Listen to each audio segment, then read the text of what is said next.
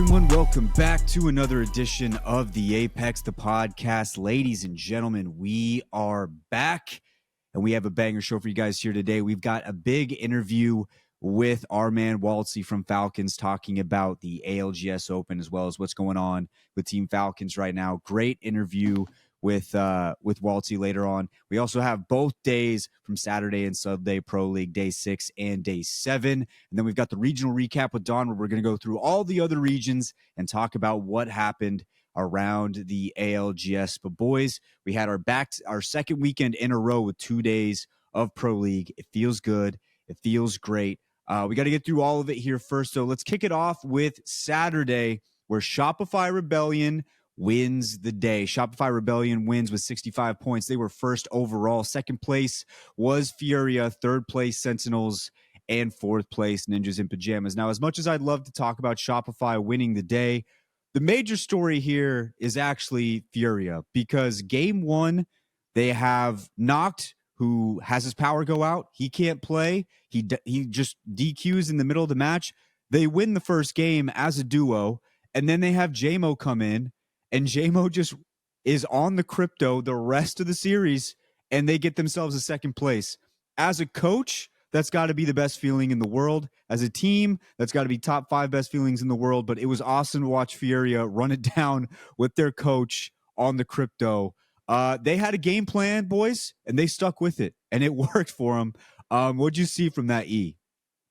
Yeah, I mean, I think it just highlights just how talented the duo of Madness and Keon are, to the fact that they can basically two-man an entire day plus a crypto drone and then come out with second place on the day. Obviously would have been like huge and just like a storyline of storylines if they came out on top and won first. But I mean, second on the day is not bad at all. It's probably one of their better like finishes so far in this Pro League that we've seen from them. And I bet JMO, that had to have like, that's got to be the best he's felt post ALGS gameplay ever. Yeah. Because I mean, being a coach, hardly playing the game, and then just like being able to like step up for your team when they need you, and to be able to perform at a level where he's not like costing them every game. I mean, sure, he's just sitting on crypto, but like he was getting it done on crypto. He was providing them with all the intel that they needed. But like, I really do think that it just shows like the individual skill level of Keon and Madness, because I think Keon had the highest damage on the day. And then I think they were like doing fairly well in terms of kills, even as just a duo. And I just think that highlights just how incredibly talented they both are. Yeah, it was definitely really interesting to watch, because like obviously like I was, our team was in the lobby, so we didn't really realize it, and we get into game 2 and we see that JMO's loading in. We're just like, what in the fuck is going on? But like you end up seeing we obviously end up hearing about Noct's situation, which obviously like you definitely feel for him, because obviously as much work as they put in, and all of a sudden you have something that's completely out of your control happens. It's just like, what are you gonna do from here? Easily could derail the day for the team, and like no one would blame them, right? Like it's a situation that no one's obviously expecting, and it's completely just out of nowhere. But for a coach to step in, which God knows, like the last time he's played, like I'm assuming he's maybe played a little bit, but like can't be anything too crazy because he's so focused on coaching. Like it's pretty crazy to watch, because I mean Wyatt's played the game with me. He knows there'd be no way in hell that I could do that. Mm-mm. So like it's pretty impressive to see somebody stepping in that kind of situation. And not only that, but like them to obviously get the second, like you 100% take that.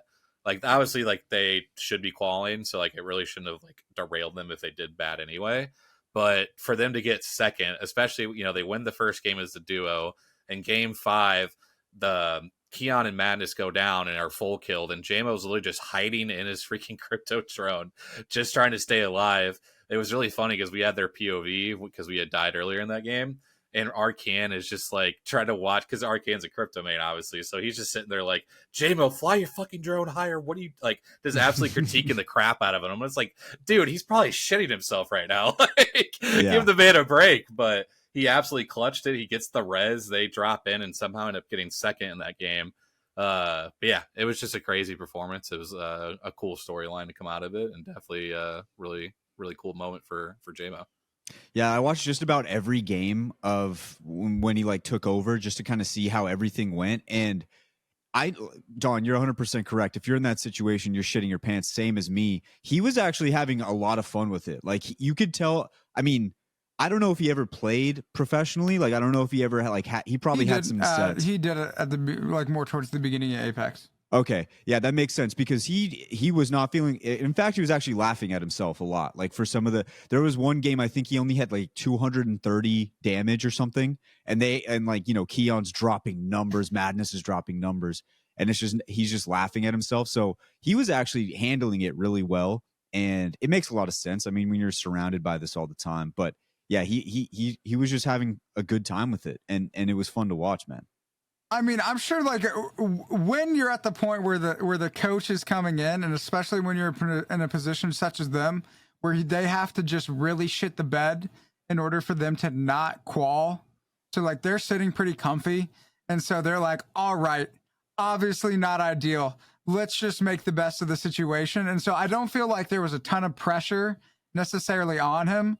And I don't think, I'm pretty confident that the expectations were about as low as they could be for any player subbing in. Like, no disrespect to JMO, but I mean, like, they were like, get in the crypto drone and do your thing. And he had fun with it. Yeah, and it definitely worked out for them real quick. I was just going to say, because I'd mentioned before we recorded, there's been a lot of weekends where at least at some point crypto gets banned. And it's like the one weekend that we see that crypto doesn't get banned. I mean, talk about this, the stars aligning for them this weekend to where they get to pull something off like this. Like, again, like you'd hope karma would kind of swing back in their favor a little bit with that situation with Noct. But yeah, it was just crazy to see like, damn, the one weekend that crypto doesn't get banned, they're actually able to like pull this off and it worked out. So it was crazy. If you ask any pro league team, hey man, your coach has to step in and you get a first, a second, and a third, every single time they're like, yeah, we're taking that. Like they get a first, second, third. And the funniest thing is the time they won was when he wasn't even in the game yet. It was just them two. So yeah, just incredible for performance from Furia. I'm actually going to throw in the clip from that first game where Madness and Keon come together to win that one because the cohesion, like he mentioned earlier, really top notch. Let me throw in that clip real quick. There's no extra nades on the ground back here, is there? By the pills? No. Noct, start looking for loot on full close here. Are you good?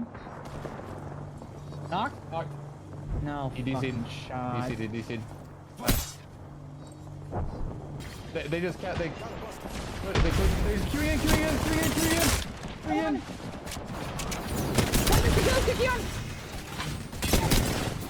Last one.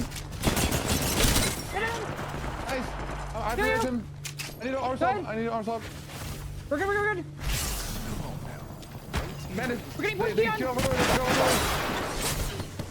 No. We're gonna push off that. Just keep rebuilding that. You're fine. You're fine. Just keep rebuilding it. Slide back. I'm gonna shoot this with the team. I can get hella nades on them and farm them. They're queuing towards us, guys. They're queuing towards us. I'm gonna slam. They're getting farmed. If they queue in, I'm gonna slam this team, Madness. I'm just holding my ult. Hey, I'm putting Qs here if they do queue in. They're getting climbed on. Bro, if he had alter, you're getting so much more KP right now. I'm looking at the front door. There, it's all you. One's dead. Who's closing this door? Top three. Stop closing the fucking door, Keon. Sorry. Batting on our back. We can get second place here. They're right here. Yeah, they have to climb. They're running right. They might into us. I'm reinforcing it. On our close right. I'm gonna cap wall it off. No. I queued. There. You reinforce it again. Hold on. Heard. They're playing here for free. I'm gonna cap wall split Keon. Yeah, swing right, maybe. Swing right. Play out here with me. You have two. I'm gonna slam here. Yeah, they're playing. They're running. They go forward. Look.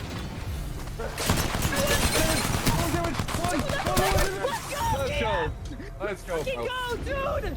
Oh, let's fucking go, bro! Good shit! Good job. That is on, like, that perfectly encapsulates this team and how they've been able to do it for so long. And one thing that I'm really impressed with with Furia as well was there was that time, remember, where it looked like there was some turmoil with the team. Things were looking odd. There was some drama, and after that, they continues to stick together.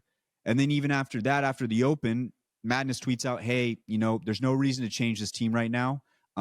We feel good moving forward." And then it shows in a situation like this where they don't have one of their players on the squad and a good player at that with Noct, and they still managed to come up in second place. So I'm happy to see how this Furia roster has continued to progress, and I wish we'd see this a little bit more where teams kind of stick together through high and low, and it shows in this week. So congrats to Furia. Shouts out to those boys. We've had JMO in the pod, right? I'm pretty sure we have. I believe so. I think it was what was his name before JMO? PvP. Yeah. We've had him on before. So shout out JMO for the performance this week. Shout out to the Furia boys. We should get back to the winners though. Shopify Rebellion. I have a take. I've been thinking about it. I don't even think it's a hot one. I just in my mind, I was laying in bed one night and I thought to myself, I think Shopify Rebellion is winning champs. I just think that I'm calling it right now. I want it stated now for when they're lifting the champs trophy. I think Shopify Rebellion is winning champs. Not a hot take whatsoever, but a lot could happen. A lot could go wrong. I'm just going to say it right now. Shopify Rebellion, they're winning champs. Put a ticket on it right now. I always win bets. Just check my prize picks where I went 2-21 in one season. 1-2. That's big. I think Shopify Rebellion's winning it. But no, they continue to do the thing that they do. Their comms are incredible. Every time I watch Shopify, in any sort of facet, whenever they do like the live listen in or anything like that, it's just really impressive how they communicate. And actually, there was a lot of that with Furia this week as well. But Shopify just continues to impress. They have everything you could want. Very good, very solid performance from them. Did you guys have anything else from Shopify? I mean, I would only say that if anything, it's probably just not good for them that you just made that is true. Statement. Is it a curse? So if you're a them? Shopify fan and you're listening to the show, I hope you're not in just absolute shambles after hearing what Wyatt just said. Some team that we finally put a prediction on, please fucking win, because we need to break whatever aura we have around us right now that causes these bad things to happen. So Shopify, go win champs for the love of God. I mean, they got a good chance. I mean, they are playing exceptionally well, and just the combination. It feels like everything has come together with them picking up MT, Zainu really stepping in and probably playing some of the best Apex he's ever played. And I mean, that boy Koi is one of the best shooters out there, and so they definitely. When you look at what a team needs in order to really succeed in this game, they all excel at the roles that they're each have put upon them. And then in terms of cohesion, they play the game incredibly well together. And so they definitely have a good chance of being the first time Wyatt was right. It was just interesting with this day, because I remember watching it and just being okay, they're not doing too bad. Obviously they had a couple good games. But I mean, when I look back through it, it's they had 3 games when they were in the top 6 and they had 57 points in those 3 games. And they ended up with 65 on the day. So it's it's just really funny that even when you kind of look at it at just kind of looking all 6 games, it's they kind of played okay. But then you see that they still win. It's even when Shopify isn't nuking lobbies and absolutely tearing things up, they still have the ability to produce a first place. I think it just goes to show how high their floor is with this team. And we obviously know how high their ceiling can be, because obviously they're going to be a team that's definitely considered a favorite to win any LAN. But it's just really interesting to see, obviously you talk about them every day they're in a set, but I really felt this day, they definitely had their moments, obviously, because they won a game, but it was just they won the day. It was kind of crazy to see. It's they can hang in the shadows and you're not going to notice them a lot, but it's because their floor is so much higher than a lot of other teams. Even when they're at their floor, it's not going to be as bad as some other teams in Pro League. And it's just because they have such a great cohesion as a squad. And I do think MT doesn't get talked about enough. There was a time too where whenever people would bring up MT, they would just talk about the fact that he didn't get enough kills or whatever. Don't ever say anything bad about MT in front of Jayhawk, he will absolutely lose his mind. Rightfully so, by the way, because his resume is impressive. And big shout out to MT for giving Jay the jersey in New Orleans. Because yeah, I mean, obviously it's awesome to watch them. I'm apologizing if I put a hex on them. I didn't mean to. At a certain point, we got to break the mold. Me, Dawn, and Jumba are all terrible jinxes, and I feel like this team's too good to be jinxed by me. They're just too good. If they suck next weekend, I will take it back. I will do whatever I need to do to get them to win champs, even if I have to just hate on them from afar. So big shout out to Shopify Rebellion. They win another day. Speaking of team cohesion, one of my favorite things I watched this weekend was that Sentinels roster. And I just said earlier about how I really like when teams find a way to stick together. Sentinels with a third place on the day. I feel like they don't get talked about a lot, and they had a really good showing out there in New Orleans. Loader, Riley, and Carter, they have they have a really good day on this one. And I was listening to their comms from all the way through. I don't think there's a more fun team to be on than the Sentinels team. The way that they like to have fun and communicate is second to none. It was awesome to watch. Actually, I'm going to throw in a clip right here of their win. I don't even, let me see. I don't know if they won or they just popped off and got a shit ton of kills, but it was the final game of the day. Yeah, they got fourth place, but they got 18 kills on E-District. I'm going to throw in that clip right now of like just the final couple minutes of that game, because you just got to listen to these comps. Drop right here. I'm not getting, it's all you do. Come here, me! Dead! Kill this other guy. Come here, me! Did I say hide or just drop? He's on me! Nice! I get some probably! Zip up! Yep, come to me, I'm taking space bridge. Okay. Live up! I'm running! You might have to go longer. No. We're decent play. I'm nading. Walk up. What? Crack glass, back. Play for kills. Ready. He's flash. Burning him. On pills. Dead. I'm gonna leave me. Last one. It's a duel. What the matter? 1v3. Let's go! Keep going, baby! You're good. Swing your left. You're dead as fuck. No, chill. Literally chill there. They're not gonna swing. They're not swinging it. You're good. Do not fucking move. You. Yeah, you're dead. Good swap. Solo. You need to take the one, I think. Go! Aim his eyes! Let's go, baby! Let's go!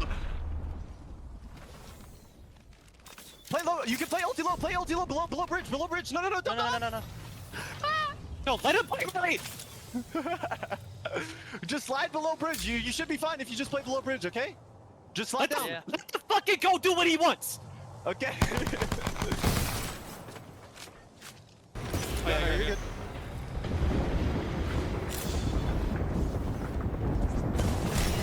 Oh my god. Move again. We had 18 kills. Oh my god. Let's fucking go. No, what do we get? Take that. Let's go. Good fucking. Let's go.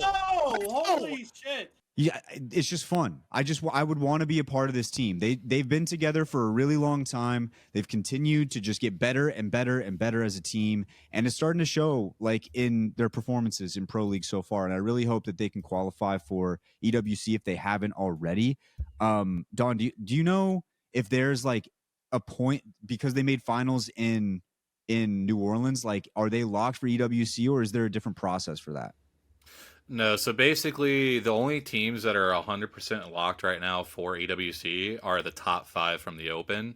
So that would have been Falcons, that would have been 100 Thieves, Alcacia from APAC South, Alliance, and Shopify. So they're the only 5. Everybody else is just battling out through Pro League right now. That's where like the rest of them will get their spots. But I mean, just based on how Sentinels is playing right now, like, it's really impressive because like they always were kind of a mid-table like Pro League team for the longest time, because obviously they've been together, like you said, for a little bit now. And just to see the growth, especially this year, like they go into the Open, they obviously do as well as they did under Empire Gaming. And then now they just continue to it in Pro League. Like I know Jay had mentioned the Sentinels curse. Basically, if anybody that signed with Sentinels just started playing really bad, and they've kind of broke that mold so far. So it's been really fun to watch. And again, they were a team. They had I think 7 points for the first 2 games, which like isn't the end of the world, but it's also like obviously it's not a great start, right? But then they go win that third game on Storm Point, drop a 8-kill win, and then they kind of go through another lull again in the next couple of games, and they end up getting like a 7-point game 5, but they didn't get anything really in game 4. And then, like you said, they just come out in game 6 and just absolutely go nuts. And it's like I said, it's just really impressive for a roster that really hasn't had a ton of like high placing results until really this year, to really see that like how much they've improved. And I think this is one of those stories of, we talk about roster mania so much and how everybody feels like after 3 months they have to make a change to dramatically improve something. They're the exact opposite, right? Like they're a team that's played together a lot longer together and have really found a cohesion that works for them. And it's, yeah, I think that's just really the perfect word, is just how fluid they are together, and how, just how much they understand where each person's going to be in a fight, how the IGL is going to call things. It's just, it's again, it's a really, really cool story for somebody that's not, the Falcons or the Shopify's or whatever, to have this many impressive performances so far during the first part of this year. Yeah, and it's interesting that we talk about team cohesion, and then especially for this, at least this Saturday, you have Furia and Sentinels, who are a roster that I've maintained being together, at least 2 of them for a while, right? And then we move over into a team that is really struggling right now in Luminosity Gaming, and a team that was and had been together for a while, and they replace Saucer, they bring in Nocturnal. I don't really want to knock them for that, and I don't think it's a Nocturnal problem by any sense of the word, but I don't know what's going on with Luminosity Gaming. They are struggling real bad right now. If you look at the overall standings, they are in the red, not in a great spot, and then they get 17th on Saturday. It just has not been clicking for them whatsoever, like just in any capacity. Dawn, I haven't gotten to sit down and watch every single like game of what's been going on with them, but do you think like this is something that they can fix in the final few days, or do you think they've gotten a little bit too far behind to be able to make up that ground? I mean, I think with the caliber of players that we're talking about, they definitely can figure it out. I think they're all smart enough and good enough as players to figure out a way to get to the qualifying spots they need to get into. Obviously, it's a very tough situation right now with where they're at.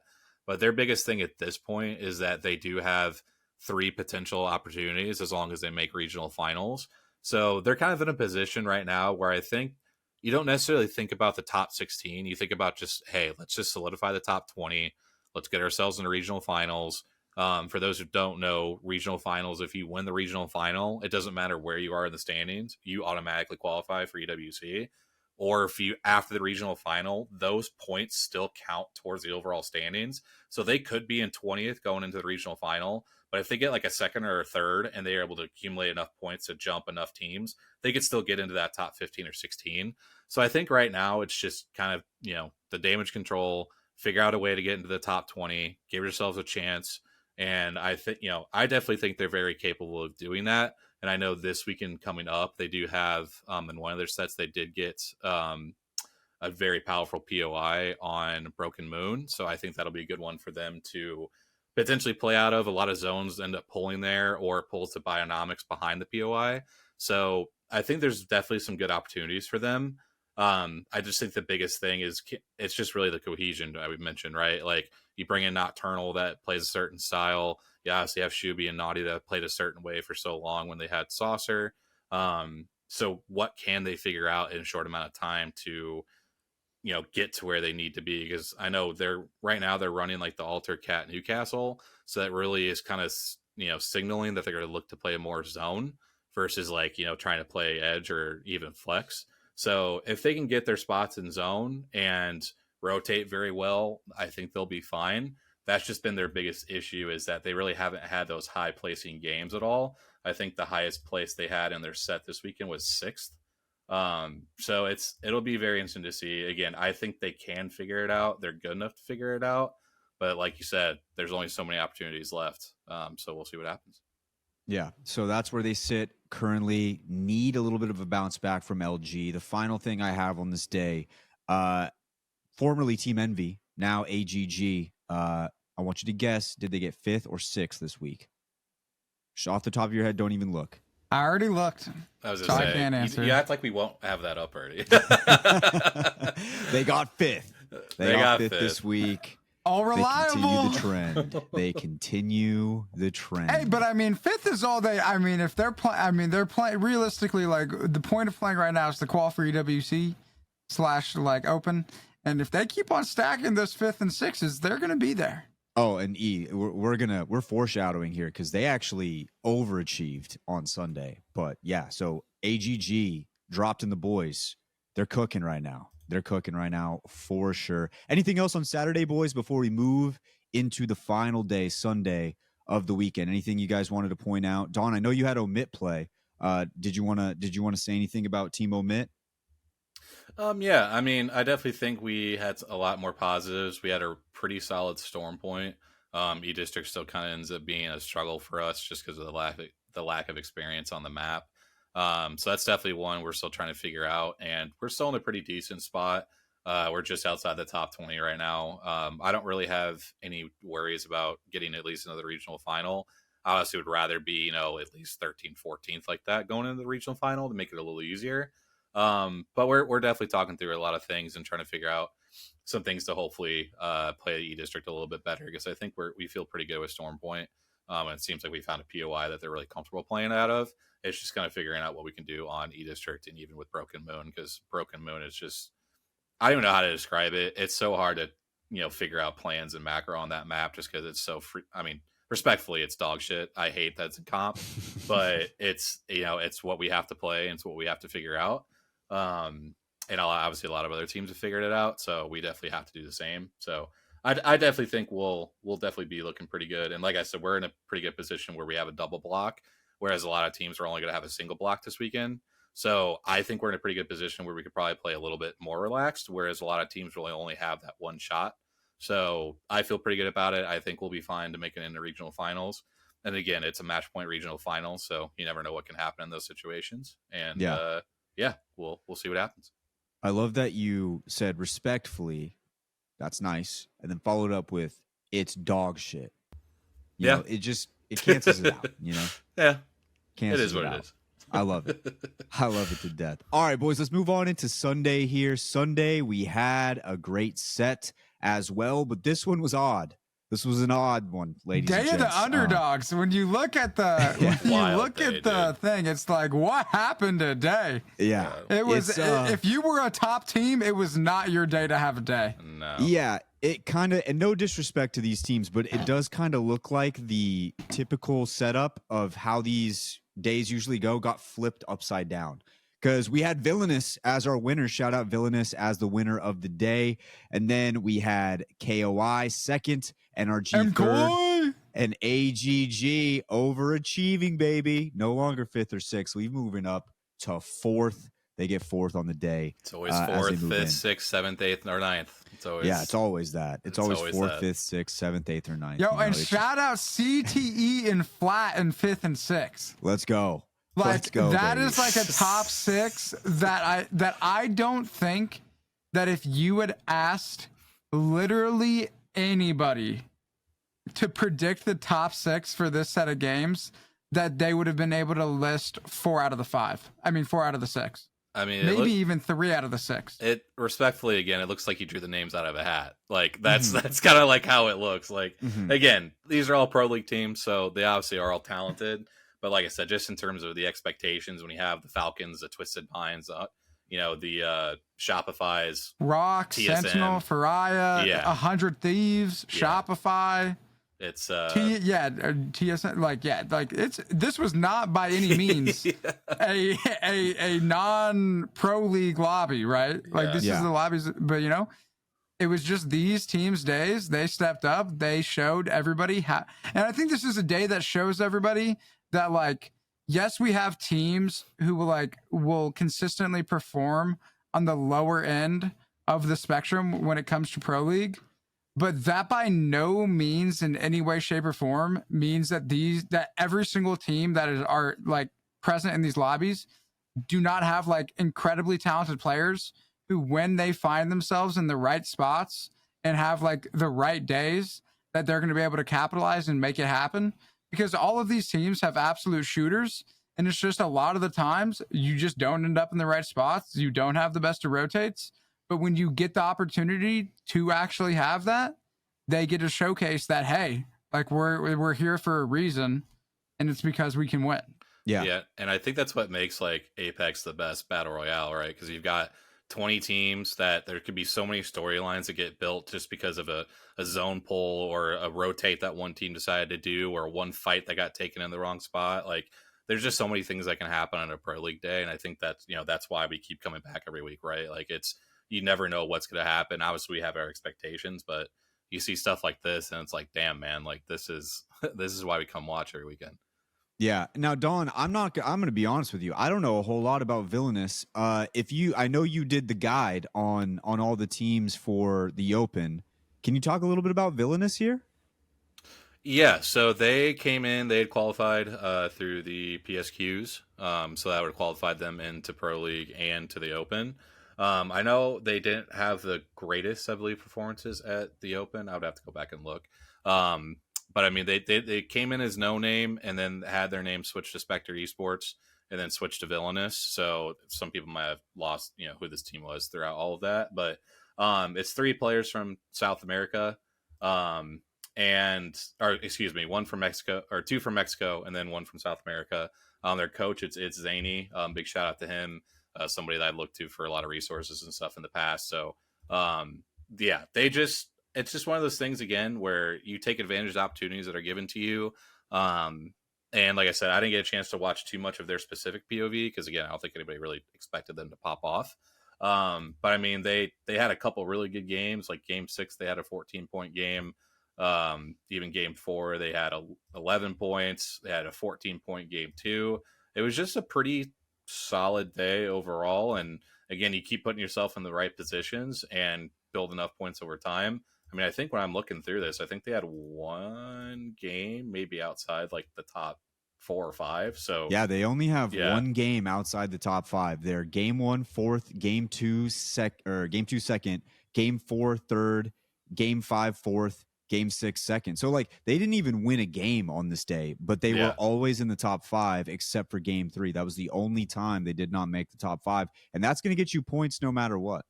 Yep. And big shout out to, I think it's Chicks, I think is how you say it. I believed he had top fragged, or at least was tied in kills. And I know he was up for, he was the player of the region for the week.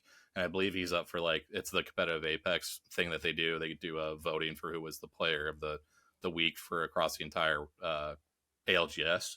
So big shout out to him. He played amazing, had 14 kills, 5k damage. And yeah, like you hinted at, just a really, really consistent day. And when you do that, you're always going to be in the spot to grab a top 3 or 4. And just so happened with how crazy the lobby ended up being, 60 points was able to win you the match day. So big shout out to those guys. They definitely deserved it with the way they played. Yeah. Now the only other thing that I had about the particular top 4 here was that AGG get a 22 kill game 1. And if you watch how they fought in that game, it was so impressive. The entire time, I mean, Zap was going absolutely insane with the devotion. Putting a devotion in Zap's hands, I think I could play the game for 5 years, every day, 8 hours a day, and Zap couldn't play it once, and he would still beat my ass with it if we met up after the 5 years. I still think he would beat my ass. He's so good with that thing. I mean, a lot of these guys they're pros. They're all going to be good with it. He is exceptional. And I mean, they, once again, usually they get 5th or 6th. Today they move up to 4th. That's a win in their book. That's a win in my book. I count that as a W. And they just popped off on this day. I will say this, though. I do feel kind of sad that they did get a 22 kill win and then still didn't get first. I think that sucks a little bit. But other than that, overall, back-to-back good performances from AGG. All that matters is qualifying for this LAN and getting a 5th place and a 4th place back-to-back on the weekend. You're setting yourself up for a pretty solid run near the end there. Did you guys have anything else on any of the top 4?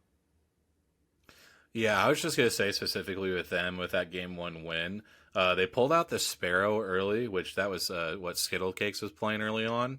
And it was definitely really interesting to see because Sparrow is not really a character that gets played necessarily out of the gate. So to see them come out and have that success pretty early on was definitely really impressive. And again, if there's really, if there's a small list of players that can really play any character and maximize it, Skittlecakes is definitely on that list. So it's not a surprise that he could pop off like that because he had 9 kills and 2,700 damage. Zap on Alter had 10 kills and 2,100 damage. They had 8k damage as a team, which I think combined was more than like 3 or 4 teams that followed them. So it was pretty impressive win, to say the least. I know I wanted to focus just real quick on Movie Star Koi. They had been struggling going into this week. I believe they were outside the top 20 to even make the regional finals. And they come out and get a 2nd place, which is really impressive, especially because they struggled with the Open. I believe they had finished outside even like the top 80. And then to come and they've had a couple rough weeks of Pro League, and for them to bounce back, get the 2nd place, they vault up the standings into 10th place. Definitely a huge week for them. That's Fun's team, which again, Fun, anybody in the Apex scene knows how good of a guy he is. So it's really good to see them play well. And again, with Blinkster really getting the recognition of how much he's stepped up as an IGL, and Jelly as well on that team. Just really cool to see. Another really cool storyline that came out of today. And we'll see if they can back that up or if this just ends up being kind of a pop-off week. But definitely, I mean, being able to jump up to 10th, I mean, that's a hell of a week, to say the least. Should we start to take that JMO needs to replace Noct? Should we start that take? I would not personally. If you I will let you wagon. solely take that take and see how that goes. Well, I'm just saying, I mean, 12th place, they had 2nd place with JMO. Knowing I'm just saying, I wouldn't be dude, surprised. you know Did he that tweet something out? Do we know? You know that they're like low key in the team chats are like giving Noct shit for like way longer than Noct wants to be getting this shit for. Oh yeah. I'm curious if he tweeted anything throwing it out there because that seems like a JMO thing to do. But before we move, dude, Movie Star Koi MKoi with the 2nd place, absolutely love to see it with that boy Fun FPS dropping 10. I think Fun is like individually like one of the best players in the league, and to see him and his team have a day that genuinely reflects that, I love to see. And this is a team that they got grit.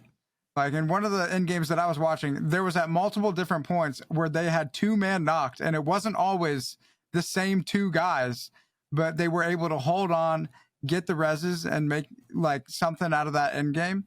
And you just love to see it. And I think that this is a team that, while they might not have had the best Pro League up to this point, is definitely a team that you want to keep an eye on for like a potential underdog story. Yeah, and I think there's a few teams in that position, Don, similar to like with Omit, where it's like all we want to do is be able to get ourselves into that regional final. If we can just be in the position for the regional final, anything can happen. And I think this day like shows that more than any other day. We have Villainous winning the day. You have Team Falcons down there at 7th. That's exactly why you just want to get yourself into that position, because anything can happen. All these players are really, really good, and it can change the outcome just being in that top 20. So that's kind of it's one of those situations where you never know. Just get yourself in that spot. That's all you're looking for here. Now, obviously, you'd want to qualify just and not have to worry about that. Yeah. But, you just take what you can get. Yeah, and I'll say, too, like right now, especially if like a Movie Star Koi or any of these other teams that are kind of in the middle of the pack, Movie Star Koi, again, they jump up to 10th, get to 60 points, where they had like, I think it was 39 or something before that. So, again, a huge vault for them. But you look at the standings right now, again, top 16, barring any crazy winner in regional finals. Top 16 gets you to EWC. 15th right now is Team Orchid with 43 points. Fusion is also tied with them at 43 points in the 16th spot. If you go all the way down to LG in 24th, has 33 points. So you're talking about 15th through 24th is all within 10 points of each other. And obviously, a match day gets you, or a match day win gives you 25 points, second place 21. So, like, any one of those teams that has a pop off day has the ability to jump so far up the standings to get into those qualifying spots right now. There's so much to play for with, this last week coming up in the regional finals. I couldn't even tell you what the predicted cutoff is. Like, me and Jay have been trying to crunch numbers and figure some stuff out, and it's going to be an absolute wild card shootout to try to figure out who ends up getting these last few spots, because it's going to be chaos. It's going to be chaos. That's why like these performances are so big, because if you look at Movie Star Koi the last 2 days before this one, 4 and 9 points respectively, and then you're sitting there looking at your score sheet and you're like, I don't know what's going to happen here. Then you just pop off with the 21. You get the 21, it changes the entire outlook. And you look, like we talked about this team last week, if we had like mentioned them at all. You talk about Movie Star Koi, you're like, I don't know, dude. Like, and then one day changes everything. It changes everything for them moving forward. So big shout out to Movie Star Koi for that. I brought up Furia a little bit. I did want to bring up really quickly. I was pulling up the match real quick. I did want to bring up something that I thought was really funny. I saw this tweet from Hal on that day. He said, I don't know anymore. And I look up the standings, and they got 7th. I could have swore from that tweet they would have got like 18th. But that just shows the competitive nature of Imperial Hal. And then the funniest part was Timmy replied under the tweet with all of his championships, just screenshotted. And then he says, can't live in the past. That's where Hal's headspace is at, in case you were wondering. His headspace is at, yeah, I have won a lot of times, but I got 7th on one day of Pro League that I'm leading in. And, not happy with it. Not happy with it at all. Yeah, I mean, I think that's just the championship mentality that guy has. It could feel a little over exaggerated at times, because again, it's like, bro, you got 7th. There's a lot of teams that are begging for a 7th place right now, just based on the points. But yeah, like you said, that's just the mentality he has. He always wants to be first at everything. Zero, Wxltzy, Draugr are all the same way. So 7th place definitely feels like the potential end of the world. But again, you just talk about how high their floor is, that if they're finishing 7th and that feels like the end of the world. I mean, we all know what this roster can do, and it would not surprise me if they came out and just absolutely obliterated the lobby on Saturday. But yeah, we'll obviously keep seeing what happens with them. Again, it just seems like there's these small sloppy mistakes that you don't typically see, but Pro League is also just very different from LAN, where there's a lot more variables of teams that don't necessarily have the LAN experience that may throw some wrenches into kind of your game plan and how things work, especially with the legend bans from week to week. I mean, we saw this week it was a lot more like assault characters that were getting banned. And so it's always something different each week. And, again, if your bad weeks are 7th place, again, most people I think will be okay with that. But which is how their mentality is. It is I'm a little afraid about what we might see on Saturday when we're in the same lobby as them. So we're gonna maybe want to stay out of their way with how pissed off they might be right now. So we'll see. Yeah. And just looking at, I think it's a good time to move into the overall standings here as we get through everything. I apologize. Falcons is not first right now. They're actually 3rd, but there is a big gap between, I would say, 4th and kind of the rest of the lobby here, because all AGG, they're sitting at 71 points. Falcons is at 79. And then after that 4th place position, it goes 64, 64, 62, 61, 60, and so forth. So it's like very tight in that 5th to like 12th region, and even beyond that. Like Donnie said earlier, if you go down to like 16th, there's a lot that can change in the upcoming weeks, that some teams are really going to need to have a pop-off day, and you're going to see some fade out into oblivion. So that's where we sit currently in NA, in the Americas region, as the overall standings here after this weekend's games. Now, Don, you did mention a very good point.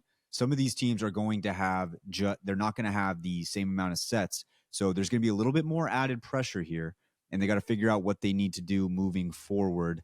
But that is where we are at currently in NA. Did you guys have anything else you wanted to talk about from the standings before we move into the interview with Wxltzy? Yeah, I was just going to say, just as a quick reminder for people, no matter where Shopify Falcons or 100 Thieves finish, they are qualified for EWC no matter what. So some people might see 100 Thieves at 11th and be like, oh, like, should they be worried about qualifying or this or that or whatever? Again, they've had some kind of a couple rough back-to-back weeks, which it just kind of seems like their chemistry when they try to take fights is definitely out of sync right now. I think all three are so used to being vocal that they don't necessarily have the ability to step back at times when it really needs to be just phony making a call, because they're all so smart, right? They're all some of the best players we have in the game. But sometimes when you get the best players together, it may not be the best team at times, because who can kind of take that, dial it back to maybe not calm as much or kind of not be the guy or whatever the case is, depending on the team. So again, I think it's going to be a team that'll figure it out eventually, because they obviously just got fourth at a LAN. But no matter where they finish at, again, to finish my point, they could finish outside the top 16. They're so qualified. So it'll be really interesting to see kind of the dynamics of how those three teams treat the rest of Pro League. Because I know even for like our draft strategy, there's a potential that we would have been between 100 Thieves and Shopify. And I was like, there's no way I'm going between two teams that could do whatever the fuck they want and just throw anybody else's day. So it'll be really interesting to see if they kind of take these last few weeks of Pro League to kind of just figure some things out and maybe not necessarily focus on the placement.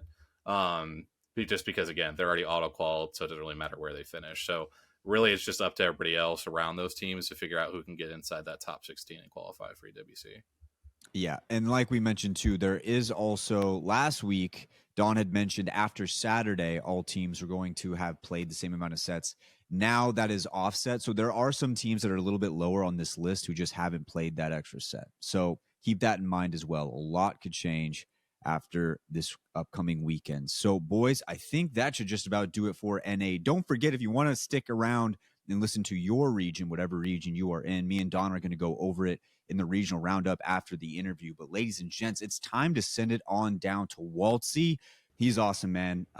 So another great time with Wxltzy. It's always interesting talking to him, because at first he kind of starts off slow, but by the end of it, he's letting it all fly. And that's just the way he operates, man. That's how he is. But he's awesome. And we interviewed him very early in the show's time. And when he was still in APAC South, and to finally see him, win and get that championship that he's deserved, it was awesome to see from all of us. And we got to witness it up close and personal. So let's send it on down to Wxltzy. And then on the other side, the regional roundup. All right, ladies and gents, we have a very special guest on here today for the third time on the Apex, the podcast. And for the first time ever as a champion, we've got on Wxltzy from Falcons. Walt, it was a crazy ride, but you finally got there. How does it feel to finally be able to call yourself a champion? Shit, bro. It's good. It's good. It's not enough, but it's good. There you go. What's That's next? kind of I mean, what in your eyes would be enough? Don't know. I actually don't know. You would I mean, that LAN just doesn't feel like it was doesn't feel like it was solidified enough, I guess, for me. I'd want to do it again, but in a more difficult situation, I guess. I think that LAN was not that LAN was by any means not a real LAN, but it was just I don't know. Not proper.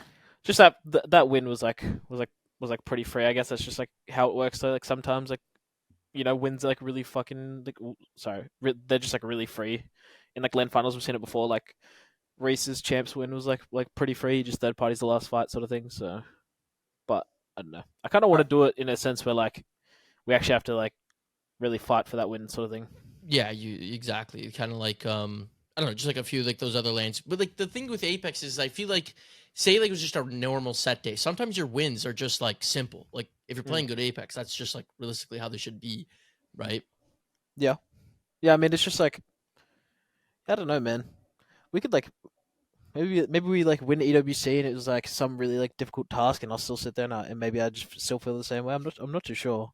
The passion's still there. I still want to win. It's just that I would have thought winning would have been enough, but now it's just alright, we just gotta do it again sort of thing. I was saying to the guys before the pod started, I was like, yeah, the funny thing is whenever I see pros at these LANs, I try my best not to distract them too much, not to talk to them too much, because I'm like, they're, especially when you guys are mid-set, like in the pit over there, I'm like, you guys are probably locked in. I'm like, I'll see them in the bathroom, say hi, bye, and then that's it. I go, but all of them will continue conversations with me and want to chat. I go, Wxltzy was the only guy who I was talking to, and he said, okay, man, I got to go get locked in, got to go. And then you just left, because, like, you're just tunneled in at all times on the game. Yeah, I mean, especially if I've had like a bad set. Like if I've had a bad set, I don't really want to talk to anyone. I kind of just want to like lock in and sort of like block everything out. I'm not like a super big talker, I guess. Yeah, I think it was after just like that, not too long after that second set where you guys dropped into losers. Yeah, probably would have been. How big of an impact do you think our fist bump had pre-finals made on the day? Generational, dude. I knew it. I'm Had to just be saying, we're 1-for-1 on fist bump LAN wins. Bro, You there's a few people that came that like I've never seen in a lane before, like you included, and like just like straight up 1-for-1. It's like some lucky charms that are like fucking. I needed the next one. There we go. We'll have to get Enoch there. You got to get out to Saudi now. We'll see. That'd be big. Yeah, I think one of my questions was I was going to ask, like, when I'm sitting in the crowd and me and E are like sitting next to each other and we're both kind of conversing, like, okay, this looks like an easy win for Falcons here. And you guys kind of made it look that way. And then we're both talking to each other like, dude, we're really excited for Wxltzy. I can't wait to see this pop off. And then the game ends and you kind of just like reach over. I think you grab your water, like you take a sip. And I was like, why no celebration? But after that explanation at the beginning of the pod, I feel like that makes a little bit of sense. You kind of just didn't feel like it deserved that celebration. I've like said it like when I spoke to Jayhawk, playing with Reese is like a bit of like a roller coaster in terms of like obviously like you guys get to see when he's like screaming at me, and he'll sit there and he'll tell you that like he's the most perfect player in the game and everyone's like bad and you have to like suffer through those moments, but then you get to LAN, right? And maybe groups or like winners, like Elam bracket, whatever. Maybe he's not like, playing to his absolute like perfect best, but he's still doing enough that like we should always just, sort of like win everything. But we get to finals and that's when it really feels like holy shit, this guy just gaps everyone. Like our champs run in finals should have been like 100 points. Our open run should have been 100 points. Like he makes the game sort of to the point where it's like, also like all I have to do is just not mess up. I just have to just not be shit. You know what I mean? Like it is obviously is like as gross as it is to sit there and glaze the guy, but it is as simple as that. It's like I kind of won and I was like, wow, that was like not hard at all. That was actually kind of like a little bit underwhelming, and I think it's just because it's playing with Reese. That's interesting because at Champs, we had to do that whole video, which I'll apologize right now for those scripted lines we made you do. But so we were doing that video, and at the time, you were switching on me and Jay, and you're like, no, Hal's the best in the game. Like, I thought it was Zero, and now it's Hal. But now you're saying this, that Zero's making your game so easy. Has your opinion once changed again? Is it this difficult that you're playing with these guys? I told you at the time, flip a coin is what I told you. Flip a coin. Yeah, you did. Yeah, you did say that. Flip a coin. And I said to you, the best way, and like my opinion hasn't changed. Like the best way I can describe it is like Hal as an individual player, I think like has, and even like stats wise, you'll see it. Like he has like the highest impact. He has good stats. He has like insane impact. He's a very good individual player. He's like top 2. It's like him and Reese, right? Just like him, Reese, and Zano are like the 3 players that I look at, and I'm like, they have unreal impact that like maybe casuals or like other pros, like I feel like you have to have a really good understanding of the game to understand like how good their impact is. Even though, like obviously everyone knows how good these guys are, but yeah, Hal definitely best like individual, like top 2, and then Reese is just by far and above like the best RGL. Like it's not remotely close in my opinion. Yeah, and I'd imagine it's pretty bizarre to be like just like the third of that team, getting to witness that every game, like that it is that difficult of a conversation. Yeah, I mean, being the third of these two is like, I don't think it like by any means is like that I don't know how to describe it, like I don't appreciate them, I guess. You know what I mean? Like I definitely sit there and I'm like, I watch Reese and like he'll just be doing like, I mean, I don't know if you watched scrims today, like just like 1v3s liquid, you know, 3 roller players that have been around for a long time, and it's just like you sit there and you're like, holy shit, like that was insane. You'll watch Hal just randomly plant his feet in the middle of the open because he's weird, and he'll just crank out like 400 damage on a team. You know what I mean? Like it's just like you see that shit like quite often from my POV, and it's just like it is a little bit like a little bit strange to watch after like versing them for so long. Yeah, and it's the last time we talked to you, it was interesting because I think it was right before. I'm not Germany. sure exactly which tournament was right before, but you were still on Moist at the time, and then right after this, you go over and make that big jump to Falcons, and I gotta think like these are the two. These would be the situations you wanted to put yourself in, and even though it's had its ups and downs, that was the move. Can you kind of walk through just that move from Moist to Falcons, like how difficult it was for you at the time, and kind of walk us through that process? Uh, I think everyone like kind of for the most part like understood how hard that was for me because I was very much ready to like finish my career of Apex with Moist whenever that was. You know what I mean? Like I was like I said to them the whole time like that was like my end goal. Like I didn't really want to play for anyone else. Still to this day, um, like they're just by far the best people that I've like ever like worked with.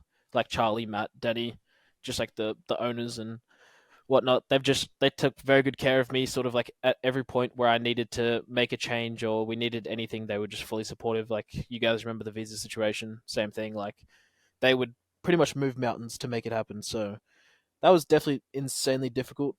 Um, but obviously it's like all worth it, all paid off, sort of thing. And then leaving Guild, especially because me and Guild were a very good duo, and I love playing with Guild. Guild's a amazing teammate, so that part was also very difficult. Um, Timmy, Timmy also a very good teammate. Not throwing any shade at him, just like we weren't together for anywhere near as long as what I was with Guild. You know what I mean? So it was just like all of that together was definitely like a very difficult situation, but it was like kind of like I know I can win if I play with Reese and Hal. Like that's just like no question in the back of my head. And second for points at champs, first for points, and won this LAN. You know what I mean? It's like kind of can't look back and regret it at all. Now, Yeah, moving over into just the Open and everything that happened with that event. Obviously, the finals was from a viewing perspective, you could obviously see that there was like a difference in skill from like the finals we've had in the past, and we knew that there was a chance that this could happen because there was so many other teams joining in, and there's bound to be some stories like Twerkaholics where they kind of made a push all the way through, and that's what we got. We had some of those easier lobbies, but talking to Hal last week, we talked a little bit about how although that finals might have felt great, that entire journey from start to finish was, number one, incredible to watch, but also probably very tiring from your guys' perspective and just rough all the way around. Can you kind of walk us through, like, from your side of the story, like how it was being inside the pit, being on inside that like small little stage where everybody's kind of watching you and trying to make it through that elimination bracket to try to get back to winners? I don't think we touched the pit. Yeah, no, we didn't touch the pit. We were either permanently on Monkey Box or main stage. So I'm glad that we didn't have to touch the pit because all I heard was like bad stories about like DCs and people's like equipment like not working and you being able to like hear the person right across from you. So I'm definitely glad I didn't have to experience that. But yeah, I don't know, man. For me, that tournament could have been 10 times easier if I just was more locked in for like 2 of the games in like one of our groups. Like I genuinely like just I cost us really bad in like an easy like 20 to 30 point game in the bracket where we dropped out of like winners. So that was like definitely insanely frustrating. And then we had to play like 36 games. In 36, 2 days. yeah, Yeah. 36 in 2, and we had like that one day where we had like the hour Yeah. like restart where we just sat there for an hour straight while they were trying to fix someone's PC, and then they ended up restarting the game, and it was just like I've said it before. I had 10 hours sleep across like the entire tournament, so that was like just not fun at all. Like it was Yeah. just like miserable. Yeah, even your post like win like interview, you're like, I don't even know where I am right now. Like I didn't even know this was finals. Like you said something like that, like because Yeah. Like Kyle had to so when like we won and I've immediately got up, I was like I was just like dumbfounded, like what did I just play, bro? Like the whole 3 days just felt like an actual blur. Like it was just like so many games of just like I don't know. I think Legend Bands plays a really big part in the quality of that tournament. Like I think like obviously there was like some new teams, some bad teams in finals, but I think Legend Bands made the quality of that tournament a lot worse than people like understand. Even watching scrims at the moment, you'll see like people will be running like weird comps, or they'll just be playing sort of like insanely different to how they play on game day. I'm gonna throw MQuee in there and just say those guys are absolute scrim terrorists, man. Those guys just run it down. Like it is just something. And then like when you have legend bands and you have like POI draft, I think it's just like a lot for teams who just aren't that sort of established and that experienced. So I'll be very interested to see like this next LAN and see if the quality is like that much better. I think it'll be better, but I don't think it's going to be like I don't think it's going to be night and day difference. I think you will see games where we are going to have like some sort of like bad quality just purely because of like legend bands and stuff like that. Well, especially considering, I was just going to say this real quick, like with EWC, it's going to be 10 game sets in groups. And are they planning on doing 10 game set scrims leading up to that? Because like you guys have never had a situation where you need to figure out those last 4 bands that you're going to have to do. You've only had 6 up until this point. Like even with the open, we didn't get something that was deep. Yeah, I'm honestly not sure. I have no idea. I'm just sort of dreading those scrims because scrims before the open were absolutely just terrible. It was just like genuinely some of the worst scrims I've played. So I'm honestly not too sure.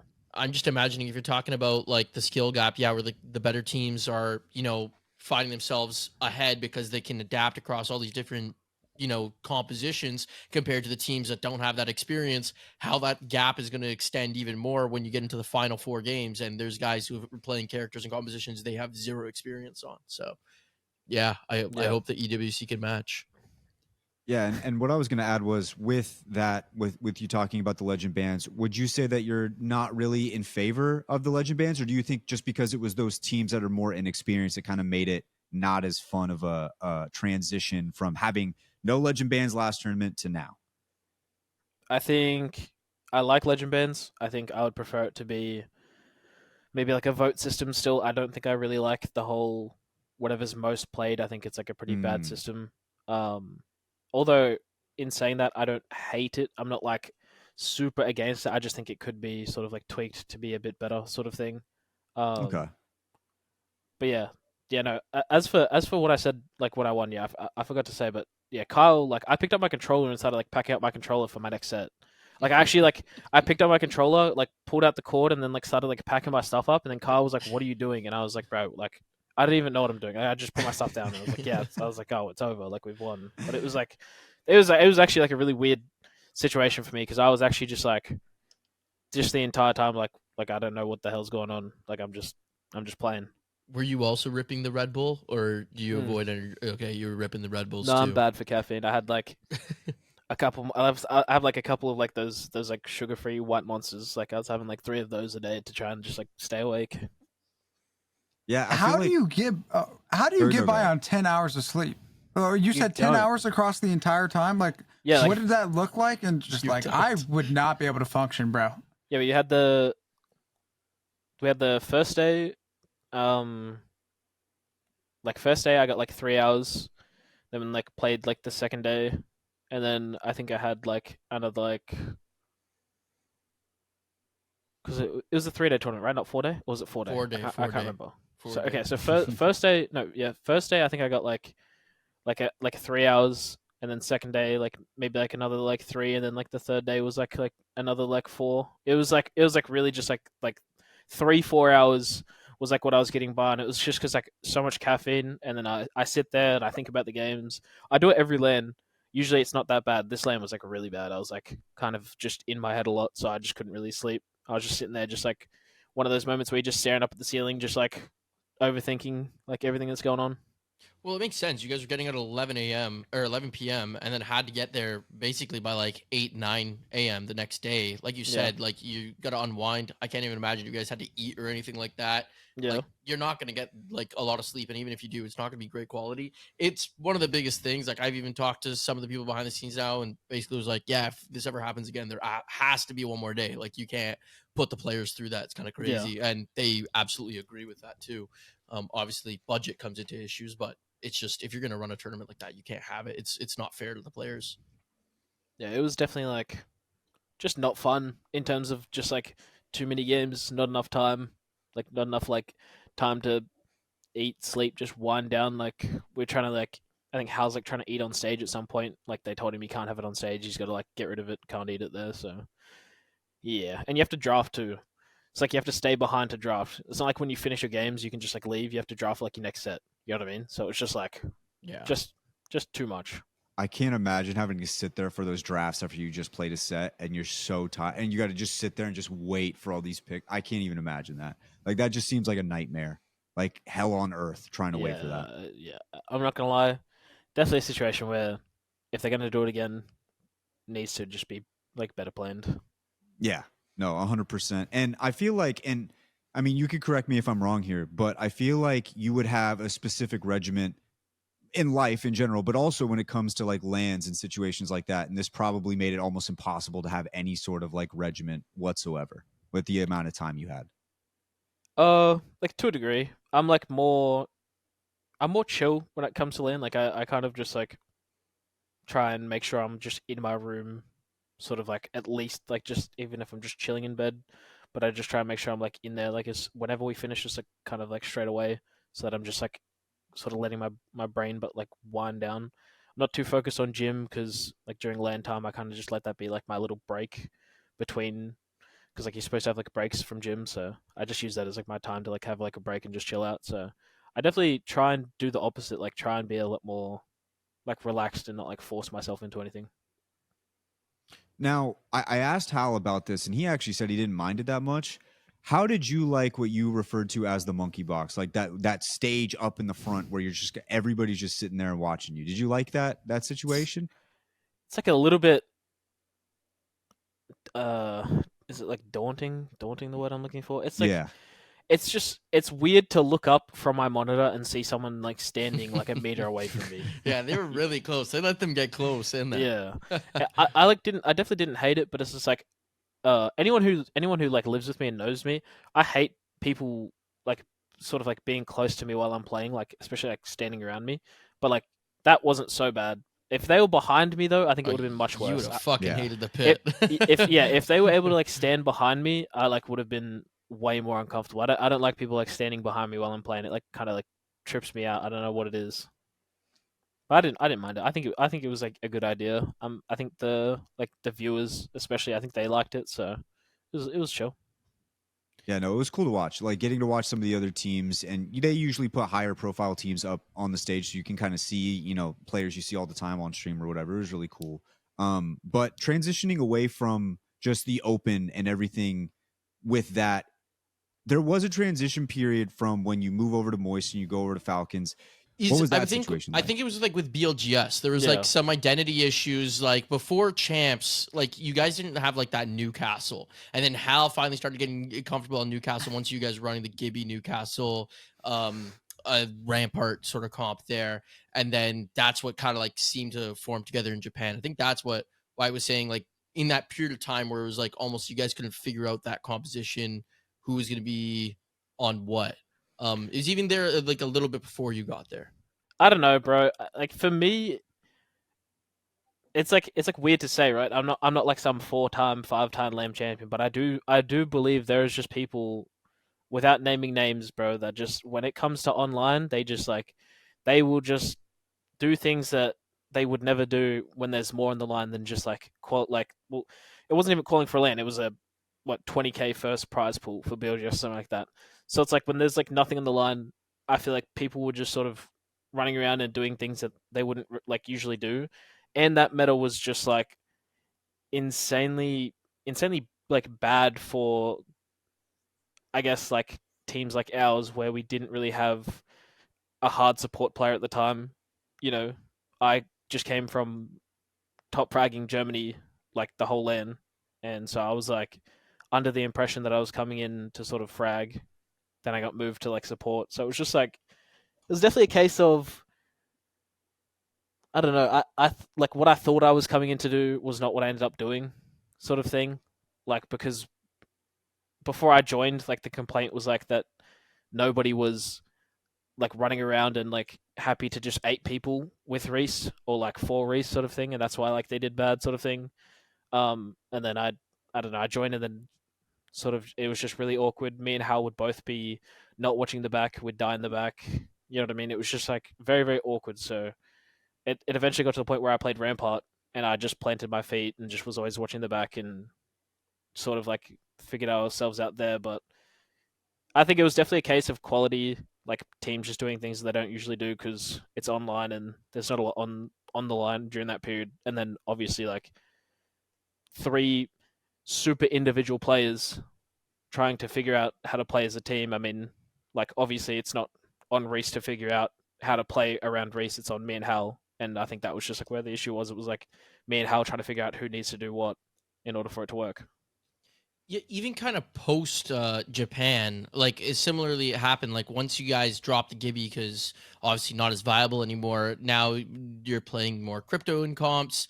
Suddenly, like you're playing Newcastle. I know today I saw Hal was playing Newcastle again a little bit, right? What? I was watching his stream. He was on Newcastle last game. No.